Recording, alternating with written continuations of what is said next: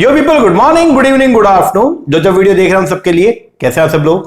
बेटा ओके, एक बार फिर से स्वागत है आप सबका हमारे नए लेक्चर में। गाइस, जैसे कि आप सभी जानते हैं कि हम लोगों का जून 2023 के एनटी नेट का एग्जाम जो है वो 13 जून से जो है वो स्टार्ट हो रहे हैं और एप्लीकेशन फॉर्म तो आई होप आप लोगों ने सबने भर लिया होगा। तो अब जो है वो आज जो है वो है 3 जून है आज, और पेपर हमारा 13 तारीख से स्टार्ट होने वाले हैं। तो मोटा मोटी अगर बात करते हैं तो पूरे 10 दिन जो है हमारे एग्जाम के लिए पड़े हैं। और आप लोगों को मालूम ही है कि अपने पेपर नंबर 2 कॉमर्स या फिर पेपर नंबर 2 मैनेजमेंट की अगर हम बात कर ले तो उसके अंदर ओवरऑल मिला करके जो यूनिट्स की बात करें तो वो कितनी है, 10 यूनिट्स है। तो 10 दिन है, 10 पेपर है हमारे। तो हम लोग जो है वो आज से करने वाले हैं स्टार्ट हमारी एमसीक्यू सीरीज, जिसके अंदर हम लोग जो है वो डेली बेसिस पे हर रोज जो है वो एक यूनिट के एमसीक्यूज जो है वो उठाएंगे और कंप्लीट लगभग आज जैसे हम लोग जो है वो फर्स्ट यूनिट करेंगे और उसके 75 क्वेश्चन जो है वो हम करेंगे, जिसके अंदर बढ़िया वाले एकदम जो क्वेश्चन है सब कुछ चीजें जो है वो इसके अंदर हमने डाली हुई है।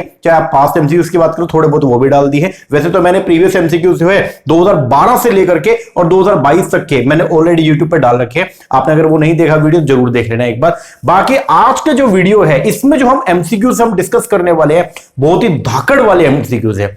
मुझे ऐसा लगता है कि अगर आप ये 75 क्वेश्चन अगर आप जो है वो एग्जाम में जाने से पहले लगा के जाएंगे, आपका कॉन्फिडेंस एकदम नेक्स्ट लेवल पे होगा। जो भी अमेंडमेंट हो सकती है, जो भी नई चीजें मेरे अकॉर्डिंग हर चैप्टर्स में पूछा जा सकता है, वो सब मैंने इसके अंदर जो है वो डाल दिया है। अपना ये जो बुक है, जो अपना फर्स्ट यूनिट का जो बुक है इंटरनेशनल बिजनेस का, इसके अंदर जो अपने 8 चैप्टर है, इन 8 के 8 चैप्टर में से हर एक यूनिट को मैंने जो है मतलब हर एक चैप्टर को मैंने इसमें टच किया। तो जो 75 क्वेश्चन है इसमें हर एक कॉन्सेप्ट जो है वो पूछा गया है। बहुत ही बढ़िया वाले क्वेश्चन, आप इसको लगाइएगा और लगा के जब आप जाएंगे एग्जाम में तो बहुत ही मजा आ जाएगा आपको भी लगेगा कि हाँ सर, अब लग रहा है कि पूरा का पूरा जो हमारी तैयारी है वो कंप्लीट वे के अंदर जो है वो हो गई है। तो एग्जाम में जाना, एक तो ये वीडियो लगा लो आप। वीडियो जब आप लगा लेंगे तो उससे एक बेनिफिट आपको जो है वो ये हो जाएगा कि आपको सारे क्वेश्चन जो है मैं क्लास में डिस्कस, अभी वीडियो में डिस्कस भी कर दूंगा तो आपको समझ भी आ जाएंगे, और इसका पीडीएफ में शेयर कर दूंगा। तो आप एग्जाम में जाने से पहले एक बार और इसको जरूर लगा लेना, तो फिर आपको बहुत ज्यादा जो है वो इसका बेनिफिट मिलेगा। ओके जी, तो आज जो है वो हम लोग क्या करने वाले हैं, हमारा जो फर्स्ट यूनिट है इसको हम डिस्कस करेंगे। कल यूनिट नंबर जो हमारा सेकंड है उसको डिस्कस करेंगे। इस तरीके से हम लोग जो 10 दिन है हमारे पास में, तो 10 यूनिट हम लोग जो है वो कंप्लीट करेंगे। और अब जो मैं एमसीक्यूज आपको करवाने वाला हूं, ये commerce as well as management दोनों स्ट्रीम के स्टूडेंट्स के लिए जो है वो रेलिवेंट है। अब इंटरनेशनल बिजनेस जो है अगर मैं बात करता हूं तो हमारे जो कॉमर्स के अंदर यूनिट फर्स्ट है, वही मैनेजमेंट कोड 17 की बात कर लो तो वहां पे ये जो है वो कवर होता है कहां पे, यूनिट नंबर 9 में। उसी तरीके से कल जब हम अकाउंट्स पढ़ेंगे तो हमारे यहां पे जो है यूनिट नंबर 2 है कॉमर्स के अंदर, और मैनेजमेंट कोड 17 के अंदर जो है ये है यूनिट नंबर 4 हो जाएगा। ठीक है, तो अब जो मैं एमसीक्यूज करवाऊंगा तो मैं स्टार्टिंग में बता दूंगा कि ये किसके लिए जो है वो रेलिवेंट है। तो आज जो है जो यूनिट नंबर फर्स्ट बोलते हैं इंटरनेशनल बिजनेस के जो एमसीक्यूज हम पढ़ेंगे वो दोनों स्ट्रीम्स के लिए जो है वो रेलिवेंट है। आप इनको लगाइए। 75 क्वेश्चन है, दी बेस्ट क्वेश्चन है, मतलब मेरे हिसाब से मैंने बहुत ही बढ़िया तरीके से इनको जो है फ्रेम किए। बहुत बढ़िया वाले क्वेश्चन है। और लेटेस्ट जो अभी नया जो फॉरेन ट्रेड पॉलिसी आया था आप लोगों को मैंने करवाया भी है, तो नया जो 2023 का फॉरेन ट्रेड पॉलिसी उससे रिलेटेड भी क्वेश्चन है। नए जो प्रेफरेंशियल ट्रेड एग्रीमेंट्स, ठीक है, या रीजनल इकोनॉमिक इंटीग्रेशन के रिलेटेड जो नए टॉपिक्स है वो भी हमने इसके अंदर जो है वो डाल रखे हैं। कुछ नए इंडेक्स है वो भी हमने इसके अंदर जो है डाल रखे हैं। एफडीआई से रिलेटेड कुछ बातें हैं वो भी हमने इसके अंदर जो है वो डाल रखी है। तो बहुत बढ़िया क्वेश्चन, आप इनको लगाइए और एग्जाम में जाने से पहले कम से कम 2 बार जो है ये क्वेश्चन एक बार जरूर देख के जाना, बहुत बेनिफिट मिलेगा। ओके जी, क्वेश्चन को स्टार्ट करें उससे पहले एक छोटी सी इंफॉर्मेशन आपको प्रोवाइड करवा देता हूं। अगर आप लोग जो है वो दिसंबर 2023 में जो एंटीनेट का पेपर होना है या उसके बाद 2024 में जो एंटीनेट का पेपर होना है, अगर आप उनके लिए प्रिपरेशन कर रहे हैं तो मैं आपको बताना चाहूंगा उसके लिए हम लोग ऑनलाइन बैच प्रोवाइड करवाते हैं। जो हमारा ऑनलाइन बैच होता है उसमें आपको आपके घर पे बैठे बैठे पेपर नंबर 1 प्लस में पेपर नंबर 2 उनका कंप्लीट कोचिंग जो है वो अवेलेबल हो जाएगा। हमारी मोबाइल एप्लीकेशन है एम स्मार्ट अकेडमी, उसके ऊपर आपको सारे के सारे जो है वो video lecture, complete video lecture जो है वो आपको मिल जाएंगे। तो घर पे बैठे बैठे आप आराम से तैयारी कर सकते हैं। पढ़ने के लिए किताबें आपके होम एड्रेस पे आ जाएंगी। जैसे 20 किताबें हैं हमारे पूरे कोर्स में। जैसे ये अभी हम फर्स्ट यूनिट पढ़ रहे हैं, तो ये पहली किताब है हमारा, ठीक है, ये फर्स्ट यूनिट का बुक हो गया। इस तरीके से 10 यूनिट है पेपर 1 में, 10 यूनिट है पेपर नंबर 2 में, तो 20 किताबें आपके घर पे आएंगी, किताबें आ जाएंगी, सारे लेक्चर मिल जाएंगे, रिवीजन करने के लिए हर यूनिट का सेपरेट रिवीजन वीडियो मिल जाएगा, और प्रैक्टिस करने के लिए प्रैक्टिस के एमसीक्यूज मिल जाएंगे पीडीएफ फॉर्म में। और क्या चाहिए? तो घर पे बैठे बैठे आप आराम से जो तैयारी कर सकते हैं और इजीली आप अपना जो एंटी नेट का एग्जाम है उसको आप क्रैक कर सकते हैं। तो अगर आप इंटरेस्टेड हैं, नीचे में नंबर दिया हुआ है, इस पर कॉल करके या व्हाट्सएप करके आप इंक्वायरी भी कर सकते हैं। बाकी अगर डेमो के लेक्चर आपको देखने हैं तो ऑलरेडी हमने यूट्यूब के ऊपर बहुत सारे डाले हुए, तो उनको देख के जो है आप अंदाजा लगा सकते हैं कि एकदम क्लासरूम वाला माहौल जो है वो आपको देखने को मिलेगा, बिल्कुल भी आपको डिस्ट्रैक्शन देखने को नहीं मिलेगा। ओके जी, चलो अब हम लोग जो स्टार्ट करते हैं हमारे क्वेश्चन है वो फर्स्ट से। तो आइए, फर्स्ट क्वेश्चन जो हमारे सामने आ रहा है वो है अपना मैच द फॉलोइंग का। यहां पे आपको जो है वो लिस्ट 1 दे रखी है और लिस्ट 2 दे रखी है, दोनों को आपस में आपको जो है वो मैच करके और आपको बताना है कि इसका करेक्ट ऑप्शन जो है वो क्या है। सबसे पहले एक्सपेट्रिएट्स। एक्सपेट्रिएट्स कौन होते हैं? ये प्रवासी लोग होते हैं। बेसिकली अगर इंडिया का कोई पर्सन जो है वो अगर मान लीजिए सऊदी अरब में जाके और वहां पे नौकरी करता है तो उसको जो है वो बोला जाएगा कि ये प्रवासी है। प्रवासी मतलब ये इस देश का नहीं है, ठीक है ना, तो प्रदेश से आया हुआ निवासी है, उसको बोलते हैं हम लोग क्या? एक्सपेट्रिएट। तो एक्सपेट्रिएट जो है इसका हो जाएगा क्या? आपका सेकंड। मतलब ये क्या है? Non citizen. ध्यान देना, एक्सपेट्रिएट के अंदर हम लोग जो वो क्या बोलेंगे? These are the non citizen of the country in which employ are working, ठीक है, तो उसको बोलते हैं हम लोग क्या? एक्सपेट्रिएट। ओके, अब इसके बाद में अगला जो आ रहा है वो है ये होम कंट्री नेशनल जो है वो कौन होते हैं? तो होम कंट्री मतलब अपनी कंट्री के सिटीजन, सिटीजन ऑफ इंडिया। जैसे इंडिया की कोई कंपनी है, ठीक है, इंडिया की कोई भी एक कंपनी है, मान लीजिए टाटा, ठीक है, और वो कहां पे है? वो रजिस्टर्ड कहां पे है? इंडिया के अंदर। तो इंडिया के लोग जो है जो टाटा कंपनी के अंदर वर्क करते हैं तो उनको जनरली हम लोग जो है वो क्या बोलेंगे? Home country national. तो होम कंट्री नेशनल के अंदर कौन आएगा? Citizen of the country in which, जिसके अंदर multinational company has its headquarter, जिसमें मल्टीनेशनल कंपनी का जो है वो क्या है? हेडक्वार्टर है, उसको बोलते हैं हम लोग क्या? Home country national. वही अगर बात करें थर्ड कंट्री नेशनल कौन से होते हैं? मतलब अगर मान लो इंडिया की एक कंपनी है जिसने अपना, ध्यान सुनना, इंडिया की एक कंपनी जो रजिस्टर्ड है कहां पे? इंडिया के अंदर, हेड ऑफिस कहां पे? इंडिया में। अगर वो अपनी कोई ब्रांच ऑफिस यूएस में खोल ले, और तो यूएस कंपनी हमारे लिए हो जाएगी क्या? Host country. यूएस कंपनी हमारे लिए क्या? यूएस की जो कंट्री है वो हमारे लिए क्या हो जाएगी? Host country. यहां तक ओके जी। अब अगर मान लो अगर इंडिया का कोई पर्सन वो ना तो इंडिया में काम कर रहा है और ना यूएस में कर रहा है, बल्कि वो जर्मनी में काम कर रहा है, ठीक है, तो उसको बोलेंगे हम लोग क्या? Third country national. Third country national. तो citizen of the country other than the parent, ना तो वो पेरेंट कंट्री से रिलेटेड है और ना ही वो होस्ट से रिलेटेड है। इसका मतलब क्या? ना तो वो इंडिया से रिलेटेड है और ना जहां पे हमने अपने फॉरेन सब्सिडी ओपन करके ना वो उससे रिलेटेड है, उसको बोलते हैं हम लोग क्या? Third nation. तो ये आएगा इसका सी का हो जाएगा थर्ड। और होस्ट कंट्री जो वो क्या होती है? जब citizen of the country in which employ are working, तो उसको बोलते हैं हम लोग क्या? Host country. तो आंसर जो बनेगा फर्स्ट का वो क्या बनेगा? सेकंड। चलो जी आगे, सेकंड क्वेश्चन। यार एक तो ये क्या समस्या हो रही है इसको। चलो सेकंड क्वेश्चन बोलता है international Fisher effect suggest that a home currency will. International Fisher effect जो वो क्या है? देखो हम लोगों ने जब थ्योरीज पढ़ा था इंटरनेशनल बिजनेस के अंदर, हम लोगों ने जो है वो थ्योरीज पढ़ा था, तो वहां पे आपको मैंने 3 थ्योरी जो है वो बताया था। एक हमने पढ़ा था कौन सा? PPP theory, purchasing power parity theory. फिर हमने पढ़ा था फिशर इफेक्ट और एक हमने पढ़ा था इंटरनेशनल फिशर इफेक्ट। और वहां पे हम लोगों ने ये पढ़ा भी था कि जिस कंट्री का, ध्यान से सुनना, जिस कंट्री के अंदर इन्फ्लेशन जो है वो क्या होता है? ज्यादा होता है, उस कंट्री की जो करेंसी होती है वो क्या करती है? डेप्रिशिएट करती है। ध्यान से सुनना, जिस कंट्री का इन्फ्लेशन जो है वो क्या होता है? ज्यादा होता है, उस कंट्री की जो करेंसी है वो क्या करती है? डेप्रिशिएट करती है। और जिस कंट्री के अंदर इन्फ्लेशन का जो रेट है वो क्या होता है? कम होता है, इंटरेस्ट रेट कम होता है, उस कंट्री की जो करेंसी है वो फॉरेन कंट्री के मुकाबले में क्या करती है? एप्रिशिएट करती है। यहां तक ओके जी। तो अब ये क्या बोल रहा है? बोलता है इंटरनेशनल फिशर इफेक्ट।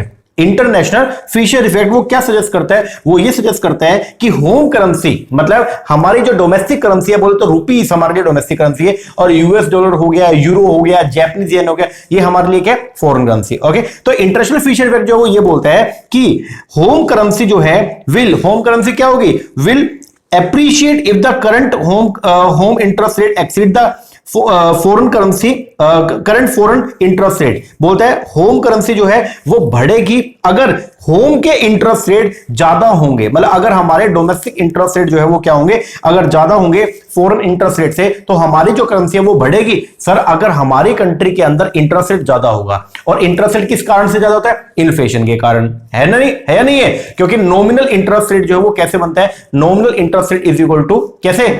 कैसे? Nominal is equal to inflation plus में किसको? रियल इंटरेस्ट रेट, तो बनता है अपना क्या? Nominal interest rate. तो अगर किसी कंट्री के अंदर जो है वो इन्फ्लेशन रेट ज्यादा है तो बट नेचुरल है कि वहां पे जो है वो क्या होगा? इंटरेस्ट रेट ज्यादा होगा। तो जिस कंट्री में अगर इंटरेस्ट रेट ज्यादा होगा तो उसकी करेंसी एप्रिशिएट नहीं, वो क्या करेगी? डेप्रिशिएट करेगी in comparison to the foreign currency. ठीक है, तो इसका आंसर जो वो क्या बनेगा? सेकेंड। बोले तो अगर इंटरेस्ट फ्यूचर इफेक्ट जो है वो ये सजेस्ट करता है कि होम करेंसी डेप्रिशिएट होगी अगर करंट होम इंटरेस्ट रेट, अगर हमारे घर का डोमेस्टिक इंटरेस्ट रेट जो है वो क्या कर जाए? एक्सीड कर जाए। अगर करंट होम इंटरेस्ट रेट क्या कर जाए? एक्सीड कर जाए किसे?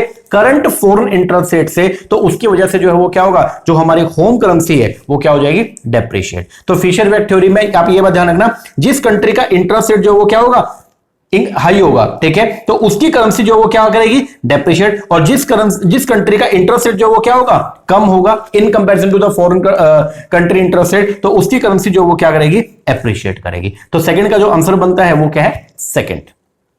चलो जी, third, entering a foreign market by developing foreign based assembly और manufacturing facility is known as. अगर आपने जो है वो क्या किया? फॉरेन कंट्री के अंदर जो है वो आप एंटर कर गए और वहां पे आप असेंबली कर रहे हो या वहां पे आप मैन्युफैक्चरिंग फैसिलिटी कर रहे हो, तो उसको क्या बोलोगे? ये कौन सा मोड है? बेसिकली ये क्वेश्चन जो पूछा गया किससे? मोड से। तो ये कौन सा मोड है इंटरनेशनल बिजनेस का? तो अगर आप जो है वो कहां पे? इंडिया में, और आपने अगर यूएस के अंदर अपनी कोई फैक्ट्री को जो है वो क्या कर लिया? एस्टेब्लिश कर लिया। आप गए यूएस में क्या कर लिया? अपना फैक्ट्री जो है आपने क्या कर लिया? एस्टेब्लिश कर लिया। तो इसको जो है वो क्या बोलते हैं? इसको हम लोग जो बोलते हैं डायरेक्ट इन्वेस्टमेंट, क्योंकि आपने अगर फॉरेन में जाकर के वहां पे एक जगह ले ली और जगह लेके अपनी जो है मैन्युफैक्चरिंग वहीं पे स्टार्ट कर दिया, तो इसको बोलते हैं हम लोग क्या? Direct investment. डायरेक्ट इन्वेस्टमेंट बोलते हो। थर्ड का हो जाएगा फोर्थ। चलो जी आगे, next question, which one of the following involve selling at a loss to gain access to the market and perhaps to drive the competition इसको समझो एक बार क्वेश्चन क्या बोलता है। देखो, फॉरेन मार्केट में जाकर के सस्ते रेट पर सामान को बेचना, उसको बोलते हैं हम लोग डंपिंग। क्या बोलते हैं? डंपिंग। तो डंपिंग एक प्रैक्टिस होती है बेसिकली, जिसके अंदर जो है हम लोग क्या करते हैं? ध्यान से सुनना, डंपिंग एक प्रैक्टिस है जिसके अंदर हम लोग जो है वो फॉरेन कंट्री में जाएंगे और वहां पे जाके अपने डोमेस्टिक गुड्स को जो वो क्या करेंगे? बेचना शुरू करेंगे। और कैसे? चीपर रेट पे, सस्ते रेट पे, मतलब जिस रेट पे मैं अपनी कंट्री के अंदर सामान बेच रहा हूं उससे सस्ते रेट पे मैं फॉरेन में जाकर क्या करूंगा? सामान को बेचूंगा। क्या करने के लिए? अपने एक्सेस प्रोडक्शन को वहां पे डंप करने के लिए और वहां की जो डोमेस्टिक इंडस्ट्री है उसको खत्म करने के लिए, ताकि मेरी वहां पे जो वो क्या हो जाए? मोनोपोली हो जाए। ओके, तो उसको, उस प्रैक्टिस को बोलते हैं हम लोग क्या? डंपिंग। अब अगर आप जो है वो क्या कर रहे हैं? लॉस के ऊपर सामान बेच रहे हैं फॉरेन में जाकर के, क्यों? टू गेट ए मार्केट, वहां पे मार्केट शेयर जो है वो गेन करने के लिए और वहां पे कंपटीशन को क्या करने के लिए? ड्राइव करने के लिए। तो उसको क्या बोलते हैं? ये किस तरह की जो डंपिंग होती है? तो ये बेसिकली जो डंपिंग होती है कैसा? Predatory dumping. क्या बोलते हैं? प्रीडेटरी। तो प्रीडेटरी जैसे प्रीडेटर्स होते हैं ना, ठीक है ना, जो हमला करने वाले होते हैं। तो अगर विच one of the following involve selling at a loss, कि आप जो है वो क्या कर रहे हो? लॉस पे जो है वो क्या करोगे? सामान को बेचोगे। तो क्यों बेच रहे हो? क्योंकि आप जो फॉरेन का मार्केट शेयर एक्सेस करना चाहते हो, वहां की मार्केट को आप खाना चाहते हो एंड कंपटीशन को फेस आउट करना चाहते हो। तो इसको बोलते हैं हम लोग क्या? Predatory dumping. तो मैंने यहां पे थोड़ा सा लिखा भी है कि डंपिंग जो है वो क्या है, अपने नोट्स में भी मैंने डाला था।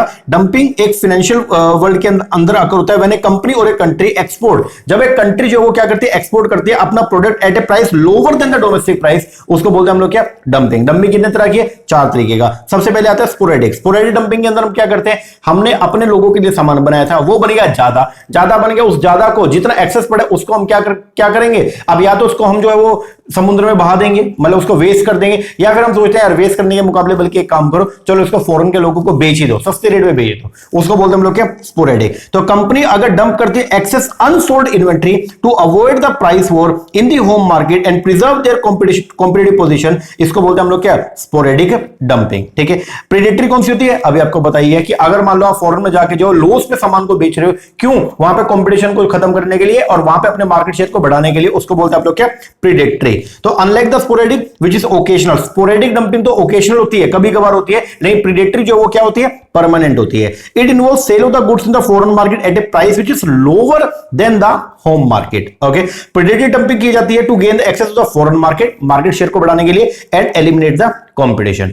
एक होती है परसिस्टेंट, अगर आप लगातार जो है वो क्या कर रहे हो, डंपिंग कर रहे हो, तो उसको बोलते हैं आप लोग क्या, persistent dumping. When a country consistently, जब एक कंट्री जो है लगातार प्रोडक्ट बेच रही है लोअर प्राइस के ऊपर in the foreign market than in the local price, उसको बोलते हैं हम लोग क्या, परसिस्टेंट डंपिंग। और एक होती है कौन सी, रिवर्स डंपिंग। अब ये जो है वो क्या होती है, उल्टा काम अगर हो रहा है। कैसे, reverse dumping happen when the demand for the product in the foreign market is less elastic. Okay, it means that price change do not impact demand, therefore company can charge a higher price in the foreign market and lower price in the local market। इसको बोलते हैं हम लोग क्या, reverse dumping. जब foreign में बल्कि क्या करेंगे, महंगा बेच रहे हैं और अपनी कंट्री के अंदर सस्ता बेच रहे हैं, क्योंकि हमारी डिमांड क्या, हमारी डिमांड जो है वो क्या है, लेस इलास्टिक है। तो इसका मतलब प्राइसेस के बढ़ाने पर डिमांड पे खास इंपैक्ट नहीं पड़ रहा। तो अगर मैं रेट बढ़ा भी दूंगा तो भी लोग मेरे सामान को क्या करेंगे, परचेस करेंगे। This practice is known as reverse dumping. तो बेसिकली जो हमारा क्वेश्चन था वो क्या था कि अगर आप जो फॉरेन में जाके क्या कर रहे हो, सस्ते रेट के ऊपर जो है वो मतलब लॉस पे बल्कि जो है वो अपने सामान को क्या कर रहे हो, बेच रहे हो। क्यों बेच रहे हो, क्योंकि आप अपने मार्केट शेयर को वहां पे बढ़ाना चाहते हो और कंपटीशन को जो है पूरी तरह से वाइप आउट करना चाहते हो। इस तरह की डंपिंग प्रैक्टिस को क्या बोलते हैं, तो this is known as predatory dumping. Okay, next question. India का जो फॉरेन ट्रेड पॉलिसी जो नया आया 2023 का, उसने स्टिपुलेट किया है कि हम इंडिया का जो शेयर है वर्ल्ड एक्सपोर्ट के अंदर वो हम बढ़ाएंगे 2030 तक। और कितना कर देंगे, 2030 तक इसको जो है बढ़ा करके हम 2 ट्रिलियन यूएस डॉलर जो है वो लेके जाएंगे। और 2 ट्रिलियन में 1 ट्रिलियन जो है वो करेंगे गुड्स का, और 1 ट्रिलियन हम जो है वो लेके जाएंगे किसका, सर्विसेज का। तो आंसर जो है वो क्या है, थर्ड। नया फॉरेन ट्रेड पॉलिसी भाई जरूर बढ़ के जाना। इस बार मुझे लग रहा है एक्सपेक्टेड के वहां से कम 2 क्वेश्चन तो बनते ही, ठीक है। बाकी उसके जो भी क्वेश्चन बन सकते हैं मैंने सारे इसमें डाल दिए, उसको देख लेना। अच्छा, बलासा इंडेक्स जो है is often used to as a tool. पहली बात तो बलासा इंडेक्स जो वो है क्या बला है ये बलासा इंडेक्स। बलासा इंडेक्स बेसिकली जो बात करते हैं स्पेशलाइजेशन का, किसकी बात करते हैं, स्पेशलाइजेशन का। अगर आपकी कंट्री, ध्यान से सुना, अगर आपके पास में कोई कॉम्पिटिटिव एडवांटेज है तो मतलब इसका मतलब क्या है कि आपके पास में क्या है, एक स्पेशलाइजेशन है कि आप लोगों से अच्छा सामान बना सकते हो। तो पहले बलासा इंडेक्स के बारे में पढ़ते हैं। बलासा इंडेक्स जो है is used in international economics for calculate the relative advantage और disadvantage of a certain country in certain class of goods और service as evidence by the trade flow. तो बलासा इंडेक्स जो है उसको यूज करते हैं क्या करने के लिए, कैलकुलेट करने के लिए आपके रिलेटिव एडवांटेज या डिसएडवांटेज को, कि आपकी किसी प्रोडक्ट के अंदर जो है वो एडवांटेज है या आपको किसी प्रोडक्ट में क्या डिसएडवांटेज है। इसको कंप्यूट करने के लिए हम लोग जो है वो एक इंडेक्स को कंप्यूट करते हैं जिसको बोलते हैं हम लोग क्या, बलासा इंडेक्स। द बलासा इंडेक्स मेजर करता है डिग्री ऑफ स्पेशलाइजेशन। ये जो इंडेक्स है ये स्पेशलाइजेशन की डिग्री को जो है वो क्या करता है, मेजर करता है ऑफ एक्सपोर्ट प्रोडक्ट। अगर बलासा इंडेक्स जो है वो मोर देन 1 है तो इसका मतलब ये है कि आपकी कंट्री के पास में स्पेशलाइजेशन है कि आप लोगों से अच्छा सामान बना सकते हो कुछ एक सर्टेन गुड्स, ठीक है। और अगर ये जो इंडेक्स है आपकी कंट्री का जो बलासा इंडेक्स है वो अगर 1 से क्या है, कम है, तो इसका मतलब ये है कि आपकी कंट्री के पास में जो है वो स्पेशलाइजेशन जो है वो इन्वॉल्व नहीं है, ठीक है। तो Balassa index is often use as a tool. हम बलासा इंडेक्स को जो है वो एज ए टूल के तौर पे यूज करते हैं, किस लिए, टू रिलेटिव ट्रेड परफॉर्मेंस। हमारी जो ट्रेड परफॉर्मेंस है उसको क्या करने के लिए, मतलब पर्टिकुलर कमोडिटी के अंदर हमारी परफॉर्मेंस कैसी है, बेसिकली स्पेशलाइजेशन को देखने के लिए हम लोग जो है वो बलासा इंडेक्स को जो है वो क्या करते हैं, यूज करते हैं। फर्स्ट, चलो जी नेक्स्ट क्वेश्चन। जॉन ड्यूनिंग आर्गो, जॉन ड्यूनिंग एक बहुत बड़े इकोनॉमिस्ट है, उन्होंने एक बात जो है वो बोली किसके रिगार्डिंग, एफडीआई के रिगार्डिंग। तो आपको जॉन ड्यूनिंग के ऊपर फोकस मत करो, आप एफडीआई के ऊपर फोकस करो। तो उन्होंने ये आर्गो किया कि एफडीआई अट्रैक्टेड होती है। आप जो है वो किसी भी कंट्री के अंदर अगर मान लो एफडीआई करना चाह रहे हैं, ठीक है, तो क्यों जाते हैं आप किसी भी कंट्री में एफडीआई अगर आप जो है वो लगा रहे हो, अपने खुद के जाके वहां पे जो है वो सब्सिडीज जो है वो आप क्या कर रहे हो, ओपन कर रहे हो, वहां पे जगह ले रहे हो, वहां पे अपना मैन्युफैक्चरिंग प्लांट को जो आप क्या करोगे, ऑपरेट करोगे, ऐसा क्यों करोगे। तो बोलता है जॉन ड्यूनिंग आर्गो किया कि एफडीआई अट्रैक्टेड होती है क्योंकि उसके अंदर कुछ यूनिक एडवांटेज आपको जो वो मिलती है। वो यूनिक एडवांटेज जो है वो क्या है, मैं आपसे पूछना चाह रहा हूं कि वो एडवांटेज क्या है। एडवांटेज होती है एक तो आपका मालिकाना हक मिल जाता है आपको, जब आप खुद का पैसा वहां पे जाके लगाओगे तो आपके पास में जो वो क्या होगा, ओनरशिप आएगा। दूसरा, लोकेशन का आपको इफेक्ट मिलता है, वहां पे सामान अगर सस्ता मिल रहा है, ठीक है, आपको अगर मैन्युफैक्चरिंग कॉस्ट आपको सस्ती पड़ रही है उसका बेनिफिट है। और तीसरा, आपकी फर्म जो वो क्या हो जाएगी, इंटरनेशनलाइज हो जाएगी। अब आप एमएनसी की कैटेगरी के अंदर जो है वो आ जाएंगे, मल्टीनेशनल कॉर्पोरेशन हो जाएंगे, क्योंकि अब आप जो किसी एक कंट्री में ना रह करके एक से ज्यादा नेशन के अंदर अपने सामान को क्या कर रहे हैं, प्रोडक्शन कर रहे हैं और उसको सेल आउट करने का काम कर रहे हैं। तो ये जो है वो एफडीआई की कैरेक्टरिस्टिक है जो हर कंपनी को जो है वो क्या करते हैं, अट्रैक्ट करते हैं कि वो अपने सब्सिडीज को जो है वो क्या करे, ओपन करे इन द फॉरेन नेशन। तो इसका आंसर जो आएगा वो क्या आएगा, थर्ड। बेसिकली ये जनरल क्वेश्चन है कि एफडीआई क्यों अट्रैक्टेड है, उसके फीचर के बारे में जो बात की गई है या उसके एडवांटेजेस के बारे में जो बात की गई है। चलिए जी next question, which of the following institution, ये आपको यहां पे 4 इंस्टीट्यूशन दे रखे, इनमें से कौन सा ऐसा इंस्टीट्यूशन है जिसको वर्ल्ड बैंक का सॉफ्ट लोन विंडो बोला जाता है। देखो वर्ल्ड बैंक की बात करें तो वर्ल्ड बैंक के अंदर 2 बॉडी आती है, एक आएगा आईबीआरडी और एक आएगा आईडीए। आईबीआरडी और आईडीए दोनों को मिला दो तो उसको बोलेंगे हम लोग क्या, वर्ल्ड बैंक। आईबीआरडी, आईडीए और उसके साथ में 3 बॉडी और, कौन कौन सा, आईसीएसआईडी, मिका और साथ में जो है वो किसको, आईएफसी। इनको अगर मैं जोड़ दूं, ये 5 को जोड़ दूं तो इसको बोलते हैं हम लोग क्या, वर्ल्ड बैंक ग्रुप। तो बोलता है जो वर्ल्ड बैंक ग्रुप है या वर्ल्ड बैंक के अंदर जो है वो सॉफ्ट लोन विंडो किसको बोलते हैं। तो सॉफ्ट लोन विंडो का मतलब क्या हो गया, जो सस्ते रेट के ऊपर या फिर 0% रेट ऑफ इंटरेस्ट के ऊपर जो है वो गरीब नेशन को, डेवलपिंग नेशंस को जो लोन प्रोवाइड करता है वो कौन है, वो है आपका आईडीए, इंटरनेशनल डेवलपमेंट और अथॉरिटी। तो आईडीए जो है वो है इंटरनेशनल डेवलपमेंट एजेंसी या international development authority. Answer is second.